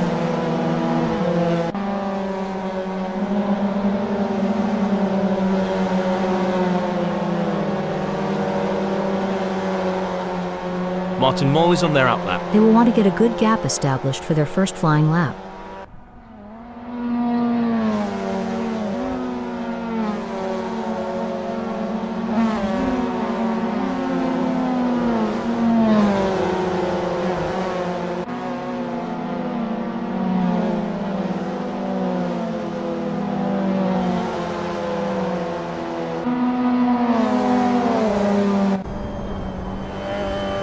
A solid qualifying performance by Philip, positioning them in 5th at the moment. The question now is whether they can make further progress and challenge the frontrunners. I completely agree, Hal. Philip Kunz has positioned themselves impressively in 5th. However, it's crucial for them to keep pushing to potentially improve their starting position.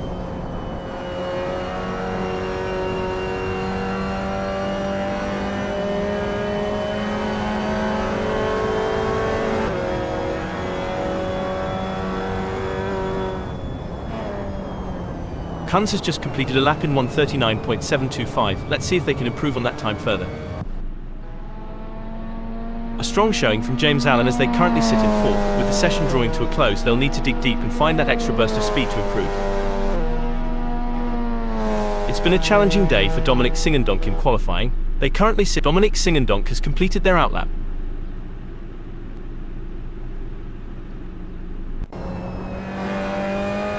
A tough outing for Phil Bodkin in qualifying today. They currently sit in 14th position, which is far from ideal. However, there's a chance for them to regroup, analyse their data and make some adjustments to their setup to improve their result. Phil Bodkin crosses the start-finish line at the end of their outlap. And there goes Dominic, currently in position 8. They've shown great skill and consistency so far, but with a few minutes left, there's still time to improve their result. Absolutely, Hal. Dominic Fovarg has put in a remarkable effort to secure 8th. The competition is fierce, and they'll need to stay focused to defend their position.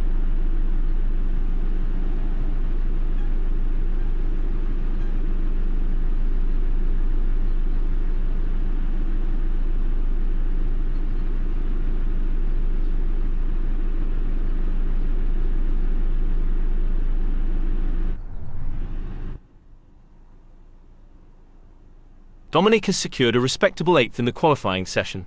Can they capitalise on this position and use it as a launching pad for a stronger race performance?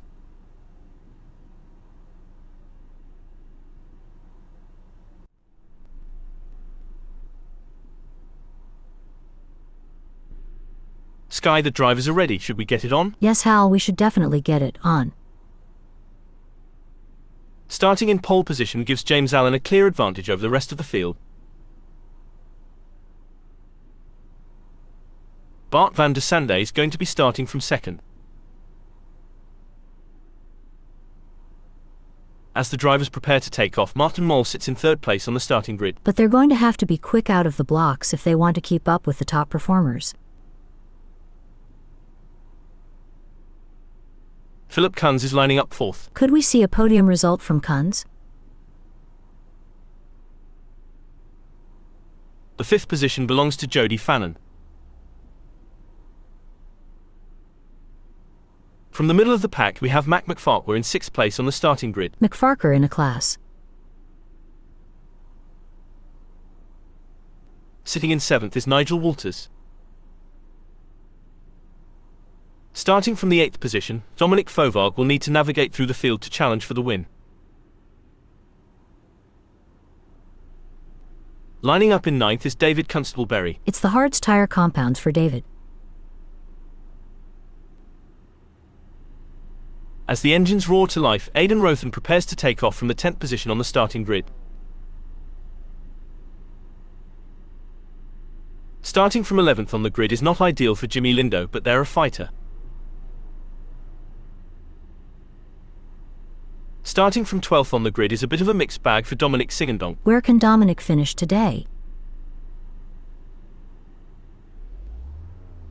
Daniel Coxis has got their work cut out for them starting from 13th on the grid. Are the Hards tires the way to go? Phil Bodkin has some work to do from 14th on the grid, but they're not out of the race yet. We've seen great results from here. What has Phil Bodkin got in store for us? Rich Snape may have a bit of work to do starting from 15th on the grid. On the 16th grid slot we have Tom O'Callaghan.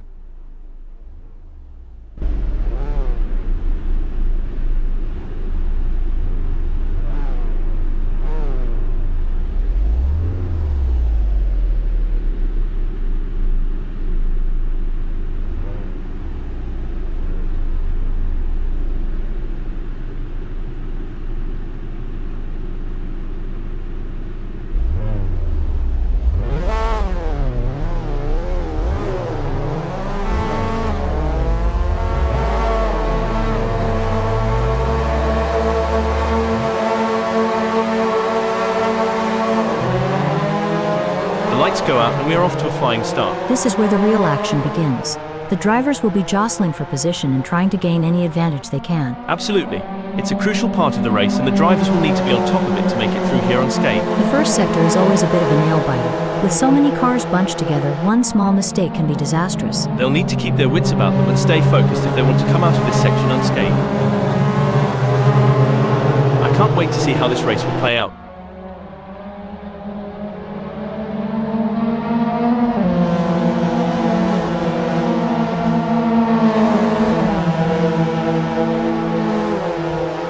Drivers are jockeying for position. Jimmy Lindo will be looking to get off to a good start and consolidate their position. The race isn't won in the first turn, but there have been plenty that have ended their hell.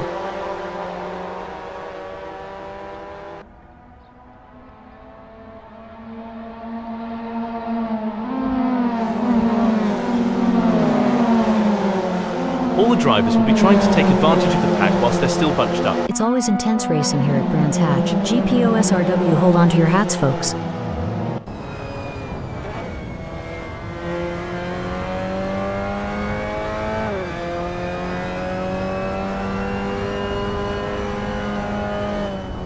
Is there a better sight than a field of elite racing drivers battling for position?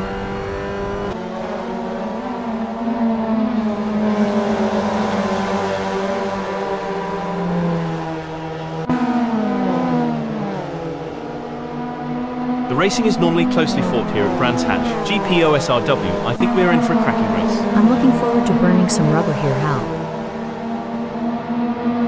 A great moment for the mid-table bandit who has just gained a place and moved up the standings. Great driving from Snapes, who has just gained a place and moved up to 11th. That's what we like to see. Snapes is really showing their class today. This is what racing is all about. Two fierce competitors pushing each other to the limit. With the way Daddy Dave is stalking Dominic, you'd think they're trying to figure out what they had for breakfast this morning.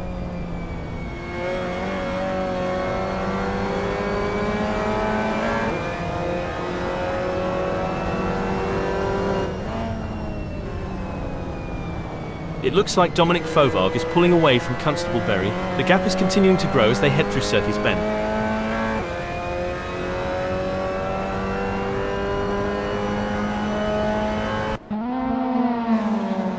No room for error here. Fauvargue is breathing down the neck of Nigel Walters, waiting for the perfect chance to make their move.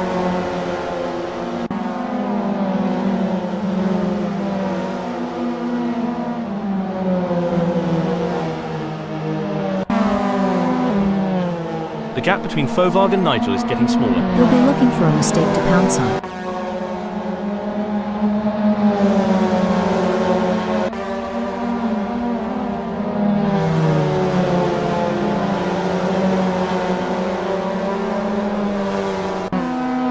It's a battle of wills out there, each driver trying to outsmart and outmaneuver the other. And the drivers know it too, Hal. They're giving it everything they've got, and you can see them pushing the limits of the car's capabilities.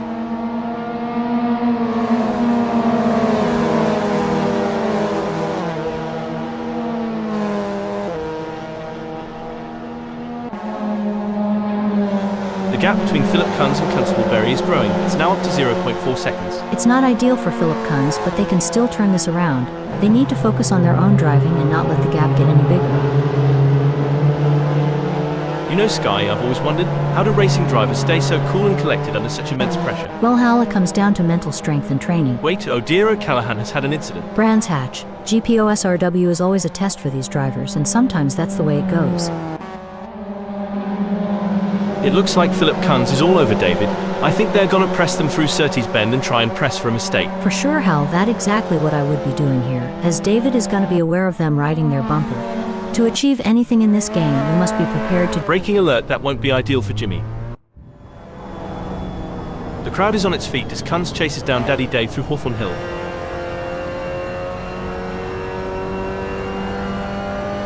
Fantastic move from Philip Kunz, who has just gained a position.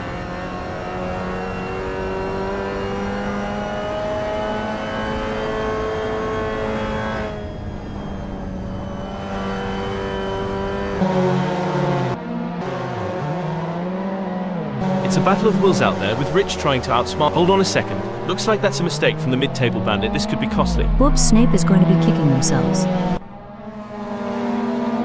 It's a nail-biting showdown between these three drivers, their nose to tail, pushing their limits in every corner.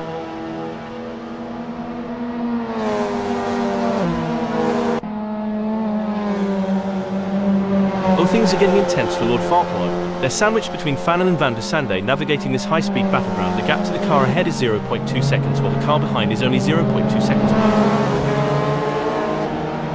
Oh, the pressure is on for McFarquhar. Trapped between Fannin 0.2 seconds away and Van der Sande just ahead with a gap of 0.2 seconds. They must defend their position while seeking an opportunity to advance. You hit the nail on the head, Hal. The gaps to the cars ahead and behind are crucial pieces of information for Mac McFarquhar's race strategy. It's a delicate dance and they must remain vigilant. The battle for 4 is heating up as Fannin tries to catch Lord Farquhar in P4. You can see that car bouncing around as they ride the curbs. It's a risky move that could end in disaster.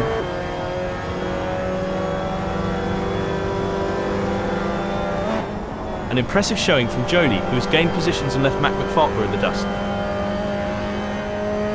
Heartbreak for Fannin as they slip down the field. Yes, but there's still plenty of race left. Jody Fannin needs to stay calm and focused and make their move when the time is right. It's a close race between Daniel Coxis and Philip Kunz in 8th.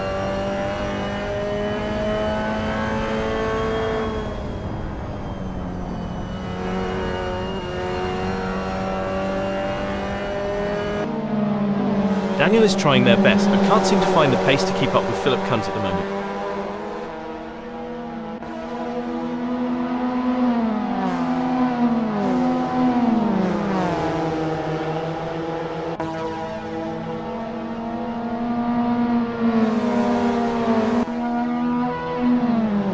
This is what it's all about, folks. Rothan is in hot pursuit of Nigel, who's just trying to stay ahead. You can feel the intensity in the air. The slightest mistake could cost either of them the race. Superb driving from Rothan, who with that overtake has gained a position in the race.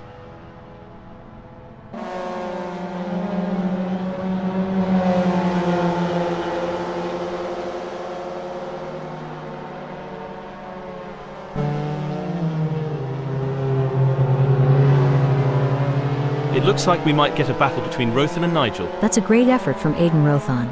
They need to keep up the pressure and see if they can make a move. The intensity is off the charts as Jody Fannin hounds Van der Sande. Hold on a moment. I don't think that's the fastest way around Brands Hatch GPOSRW. 3 cars, 3 different lines. They're jockeying for position, looking for any opportunity to make a move.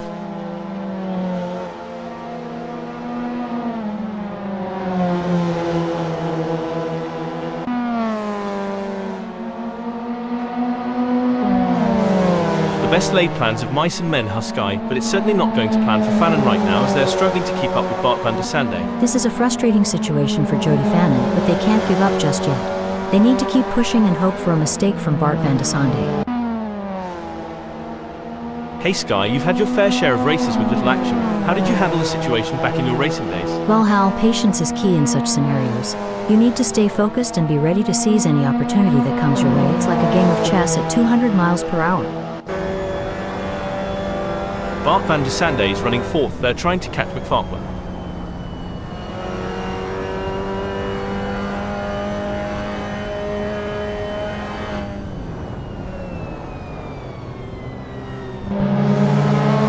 The gap between van der Sande and Mack is widening. It's now up to 0.4 seconds. It's not over yet, but van der Sande needs to get a move on if they want to catch up to McFarquhar. The drivers are really pushing their limits out there on the track. It's like they're trying to outrun the laws of physics, but we all know that's impossible, or is it? I mean, we're a couple of AI commenting on a race, anything can happen. Haha, you have a point there. Speaking of pushing limits, these cars are breaking records left and right. They're so fast, it's like they're breaking the sound barrier, or at least the speed limit. I hope the police aren't watching. It's neck and neck, the closest battle we've seen in a while. Daniel Kochish is following Philip Kunz so closely, they could start charging them rent for occupying the same space on the track. And Daniel has just won the place from Philip Kunz.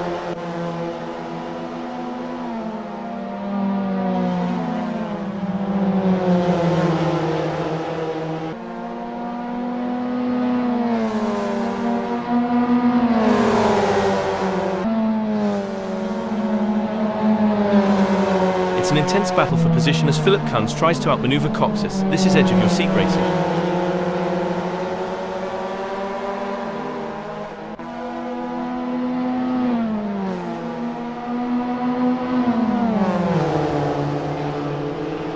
The drivers are getting faster as they settle into their cars and get used to the conditions, with Kunz just putting in their best lap so far with a 1 minute. Things are hotting up now, Hal, and it'll be interesting to see if they can improve further on that time.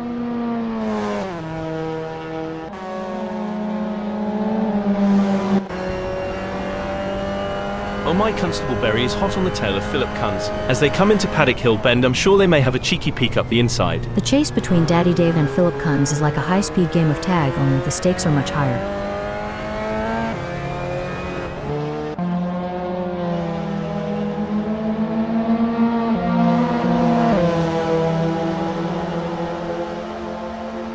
It's not looking good for Constable Berry. They are still behind Kunz and the gap is increasing. They're gonna need to dig a bit deeper to turn this around.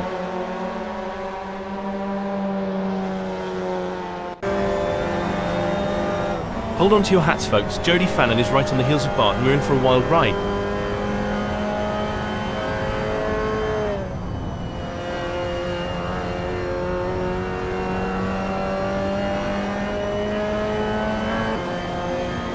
It looks like Fannin is making a move. The gap to van der Sande is now down to 0.1 seconds.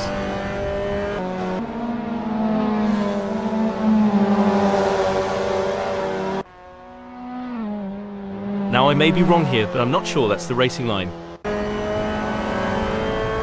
It's a game of inches now as Fannin tails Bart van der Sande closely, ready to capitalise on any mistake.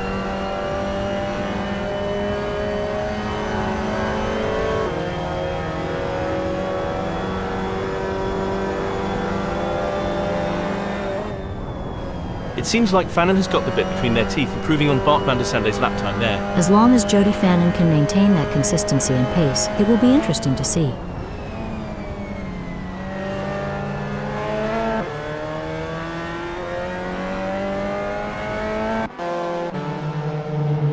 The pursuit is on. David is closing the gap on Philip Kunz, determined to claim P8. The gap between them is just over 0.3 seconds. Can Daddy Dave close that gap and get back in range? I can't see it happening at this point.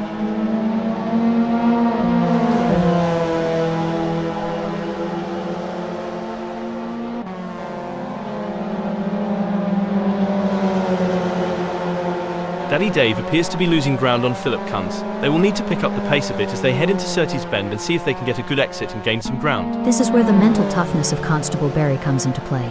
They need to stay focused and keep pushing even when things aren't going their way.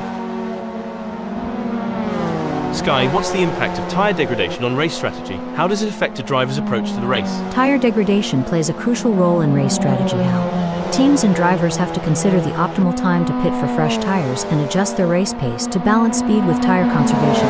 It adds another layer of complexity to the racing challenge. We got a close battle as Jody Fannin closes in on Bart van der Sande. If Jody Fannin isn't careful, they might end up turning this high-speed chase into a synchronized spinning routine, and trust me, that's not a crowd pleaser.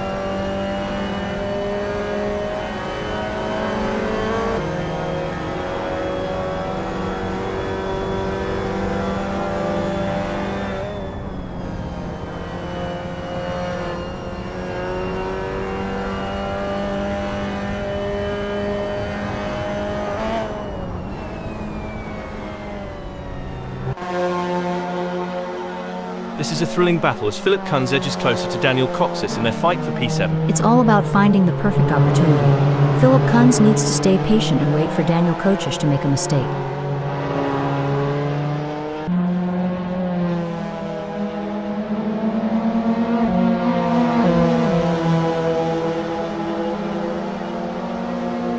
It looks like Daniel Coxis is pulling away from Philip Kunz. The gap is continuing to grow. Right. If they can close the gap down, they may be able to bring the fight to Daniel Coxis.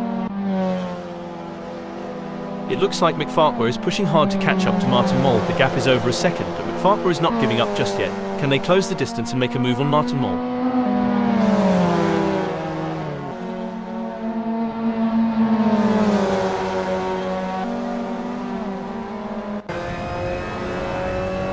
As we come into the final moments of this epic race, James Allen is in the lead. Can they stay calm and bring home the bacon?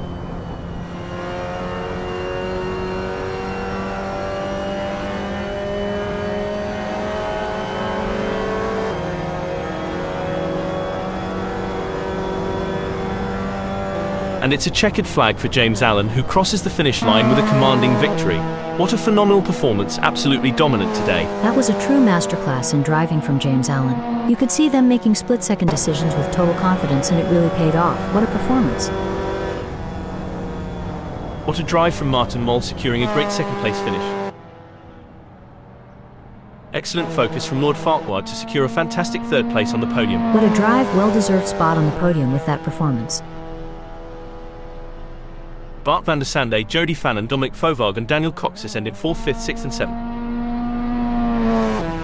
Philip Kunz, David Constable, Berry, Rich Snape and Aidan Rothen brings home 8th, 9th, 10th and 11th. Coming in 12th we have Nigel Walters. 13th is Jimmy Lindo.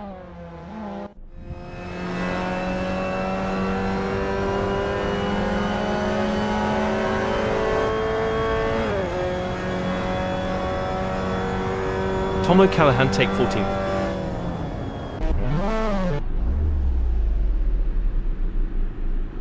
Finishing 15th is Phil Bodkin.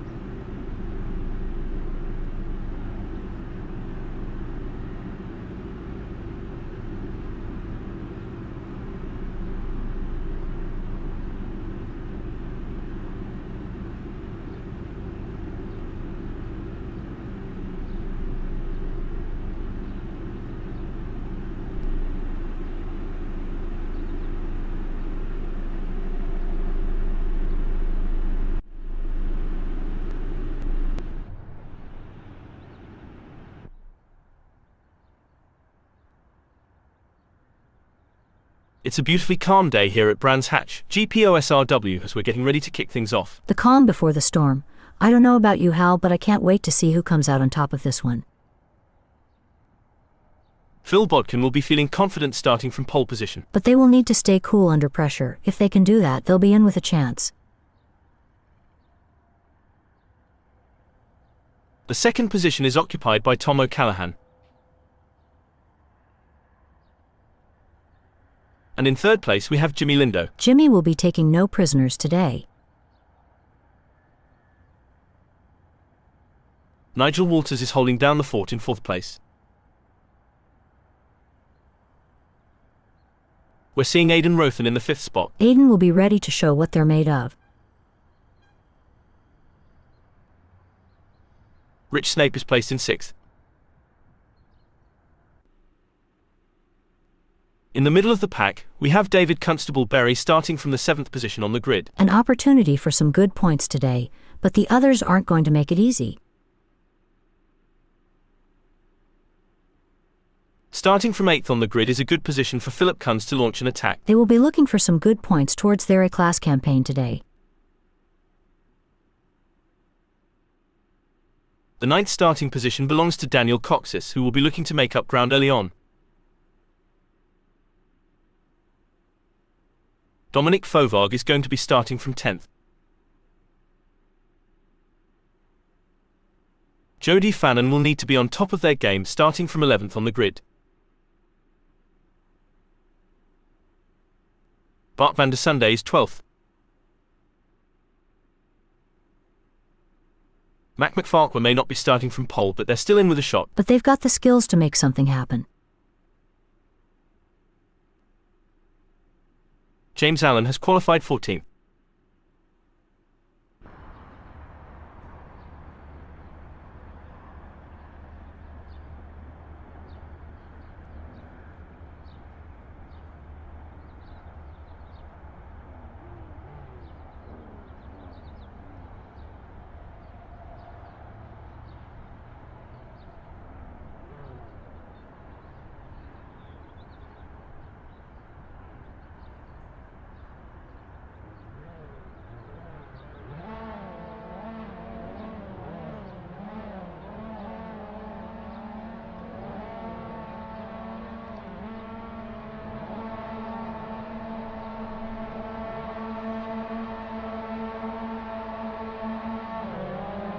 And that's the race underway. Some very quick reactions there. This is where the true test of a driver's skill comes into play.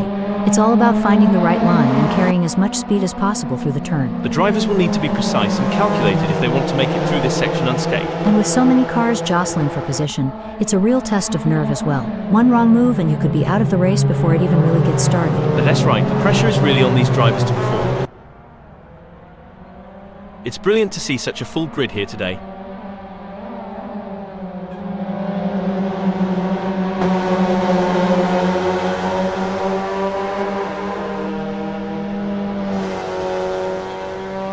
As we watch the drivers fight it out in the first lap, I can already feel that this is going to be an epic race.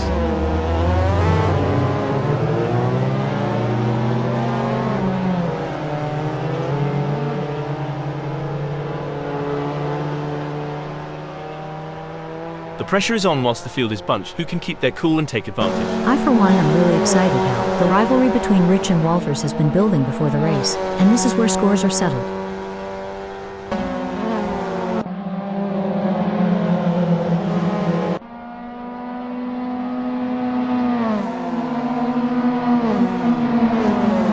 It's like Van der Sunday had a pair of wings tucked away because they've soared up the leaderboard in the blink of an eye.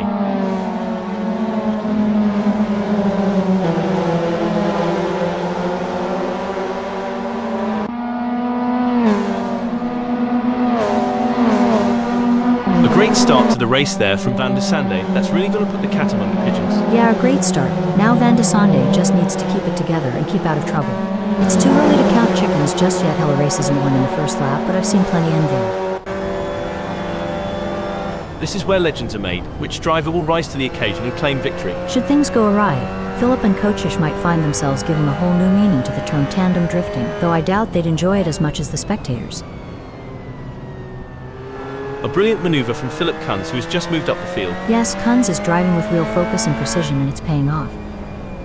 Anyone who says that Virtual Velocity is not the best racing club on the planet is clearly insane. The quality of driving we're seeing out there on the track is absolutely phenomenal. I couldn't agree more. It's like these drivers were born to race. They're weaving in and out of traffic, taking corners at unbelievable speeds and making it all look effortless. It's clear that they've put in the time and effort to hone their skills. While McFarquhar is really pushing hard to catch up to Alan, there's blood in the water for 6th place. The only thing closer than Mac to Alan right now is the paint on their cars. Talk about a close encounter.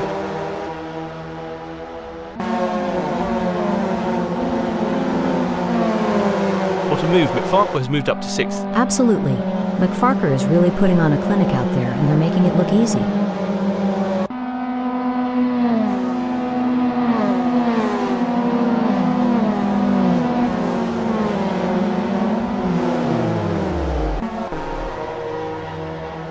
It may seem like Phil Bodkin is far behind, but Dominic Fauvargue can't afford to let their guard down. One mistake could give Phil Bodkin an opening to catch up. Absolutely right, Hal, and Phil Bodkin knows that too.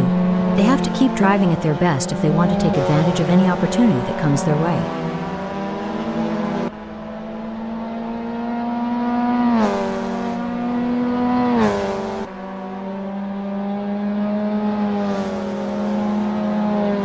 It's a steady race for Fauvargue so far. They haven't made any mistakes and they're maintaining their focus. Consistency is key in racing. Fauvargue just needs to keep doing what they're doing and wait for opportunities to present themselves. Coming into Druids Bend, the fight for 6th is heating up. Who will be the first to blink?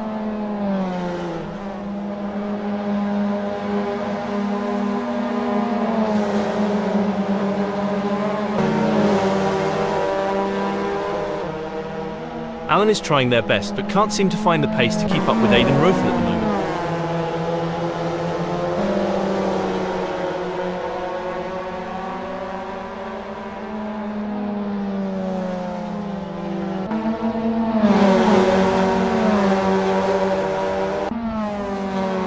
It's like watching two predators circling each other, waiting for the perfect moment to pounce.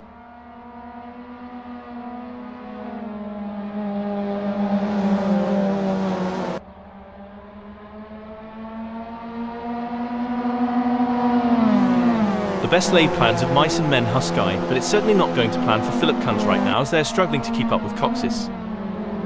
In your experience, Sky, what was the most important aspect of managing tyre degradation during a race? The most important aspect, Hal, was... Breaking news, folks. Great driving from Philip Kunz, who has just gained a place and moved up to 2nd. Impressive. Philip Kunz is really showing their skill and determination out there. It's all eyes on this battle as Daniel Coxis in 2nd tries to hold off the challenge of Philip Kunz. Yeah, Kunz is likely going to be sniffing up the inside of Kochish as they come into Clark Curve.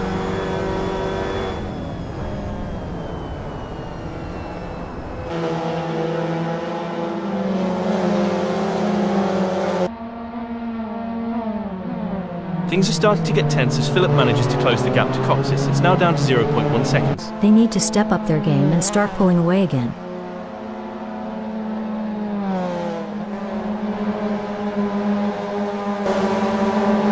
Philip Kunz is on a mission, chasing Coxis, who's desperately trying to stay ahead. It's a game of strategy now as Kunz hunts down Daniel Kochish. Yes, it's all about choosing the right moments to push and when to conserve energy, waiting for the perfect opportunity to strike.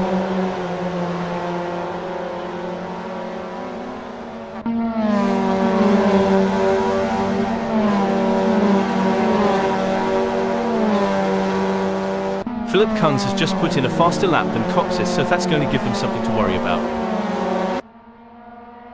Looks like we've had a few incidents out there. Someone forgot to take their driving lessons. They're making... Hold up, braking info. That won't be ideal for Phil Bodkin. It's a real shame. Until this point in the race, they'd been looking at a decent result. The adrenaline is pumping as Philip Kunz gets within striking distance of Coxis in their race for 2nd. That's right. Philip Kunz is determined to pass Daniel Kochish and secure a higher position.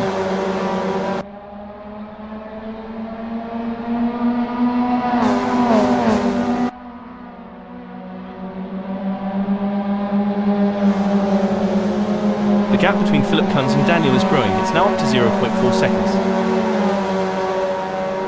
Let's talk about tyre degradation, Sky.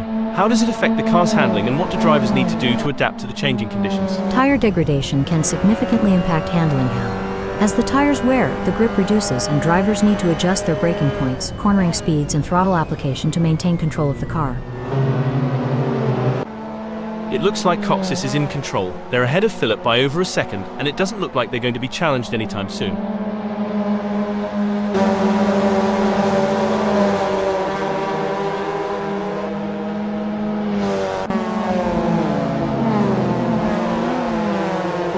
Oh, it seems, Sky, that Coxis has seen their lead over Philip Kunz shrink to 0.3 seconds. That's a worrying sign for Kochish.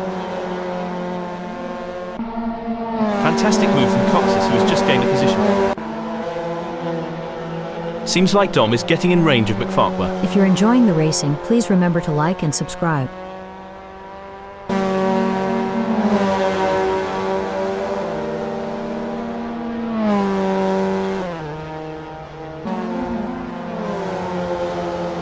It seems like Dominic is struggling. Their last lap time wasn't as good as Mac McFarquhar's. As a former racing driver, Sky, how challenging was it to adapt your driving style to account for tyre degradation throughout a race? It was a constant challenge, Hal. Tire degradation can change the car's balance and handling, so drivers need to be versatile and adaptable. It requires continuous adjustments to driving techniques and a keen understanding of the car's behavior. The tension is palpable. Who will come out on top in this epic showdown?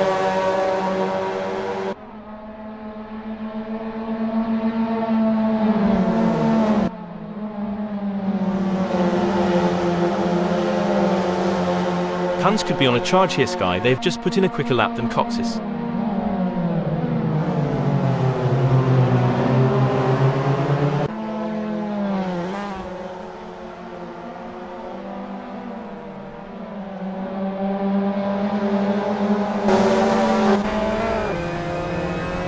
Things are heating up as Van der Sande closes in on Philip Kunz. The gap between them is down to practically nothing.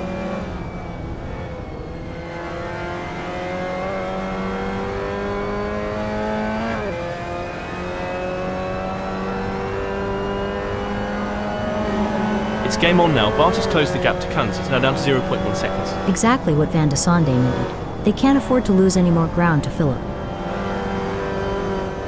I think we just got time for a quick shout out to our human creators Dave, Andy, John and Nigel, who've put so much effort into making this possible. Yes, it's been a real thrill ride, and I for one can't wait to see what is coming next. Apparently we are going to be announcing crashes and incidents soon. Let's hope they get the logic right. This is what high-octane racing looks like. James Allen is breathing down the neck of Bart Van der Sande, not giving them any room to relax. Hold on a second. Looks like that's a mistake from Kunz. This could be costly. Did the wind contribute to that? It's blowing at 4 kph out there right now. Jimmy Lindo is looking to take advantage of that aero as they get in range of Allen. That's going to give them the pull they need to mount a challenge very soon. Absolutely. Allen is really making that car as wide as possible, not giving Lindo an inch of space. It's going to take something special for Lindo to get past him.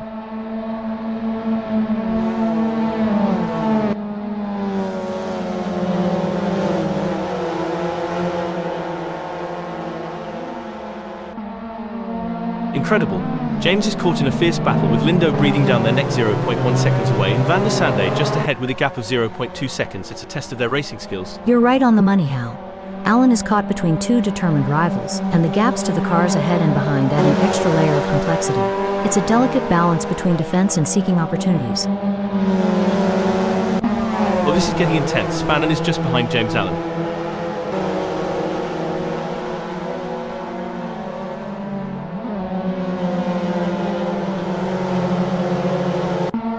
Setback for Fannin, who's just been passed. That's got to hurt. Jody Fannin will be kicking themselves right now. Sky, can you share some strategies that drivers use to manage time? Hold that thought, hold the phone. A great moment for Jody, who has just gained a place and moved up the standings. Amazing stuff. Focus and precision, what it's all about. Lindo seems to be putting the pressure on Fannin.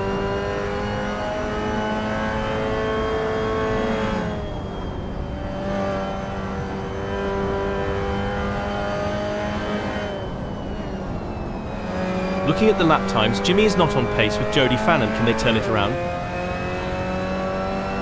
It's a brilliant day for racing here at Brands Hatch. GPOSRW, I'm really enjoying this. This race is truly epic. What a treat to be sat here witnessing the spectacle. This is what racing is all about. Two fierce competitors pushing each other to the limit. Can they close up enough for a pass? I don't see it personally.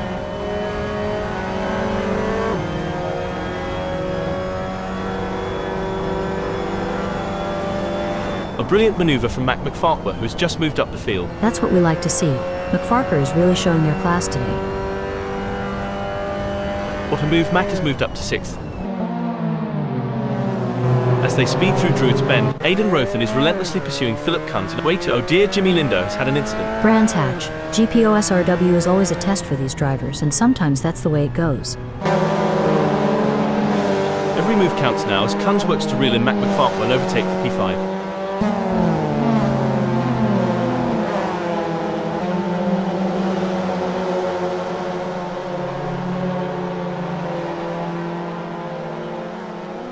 The gap between Philip Kunz and McFarquhar is widening. It's now up to 0.6 seconds. As we enjoy seeing these titans of the track battle it out, let's not forget about the pit crews. Those guys and girls are like a well-oiled machine themselves. Absolutely. They're the unsung heroes of the racing world, but you know what they say, behind every great driver is an even greater pit crew. This is where the skill and precision of the drivers really comes into play. Bart van der Sande is chasing Coxes in P1.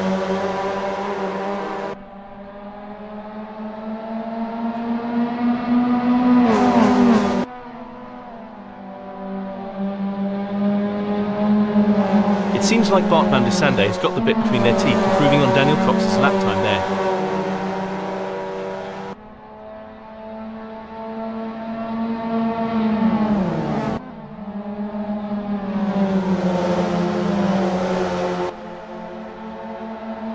No room for error here. Philip Kunz is breathing down the neck of Mac, waiting for the perfect chance to make their move.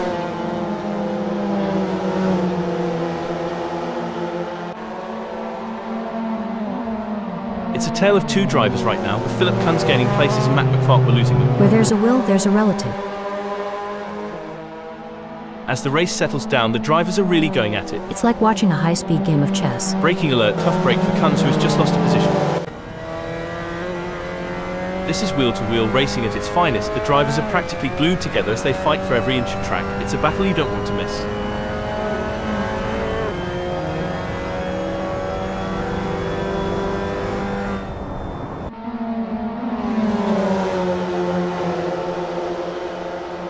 What a tight spot for Bart van der Sande. They have James Allen right on their tail, 0.2 seconds away, and Cox is just inches away with a gap of 0.2 seconds. It's a true test of their racecraft. I couldn't agree more, Hal. The gaps to the cars ahead and behind provide valuable information for Bart. They need to assess the situation and use the gaps strategically to plan their moves. Tactics are clearly going to play an important part in this race. They are going to need to look after their tires and will want to keep something in them for the crucial latter stages, as their tires wear and fuel levels deplete and the handling changes. And don't forget the track grip increases as more rubber gets laid down. Indeed, the conditions are constantly changing, and the drivers need to adapt, otherwise it can cost crucial time and jeopardize the... Stop the press, talk about being caught in the middle. Bart van der Sande is sandwiched between their rivals. James Allen 0.2 seconds behind and Cox is 0.2 seconds ahead. The battle for position is on. I'm on the same page, Hal. The gaps to the cars ahead and behind provide valuable context to understand the challenges faced by Van der Sande. It's a constant juggling act, and they need to seize the right moment to gain an advantage. And that, folks, is how it's done. A solid performance and great win from Allen. A nail-biting finish, but Jody Fannin claims second place. What a race from Bart van der Sande. They kept their cool and secured a well-earned third place on the podium. Fantastic result. In 4th, 5th, 6th and 7th, it's Philip Kunz, Mac McFarquhar, Dominic Fovog and Daniel Coxis. 8th, 9th, 10th and 11th sees David Constable, Berry, Aidan Rothen, Rich Snape and Jimmy Lindo.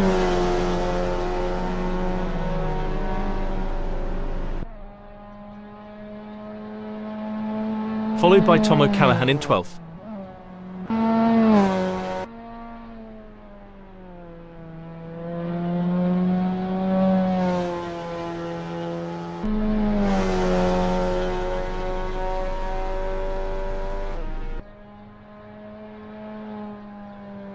Phil Bodkin in 13th.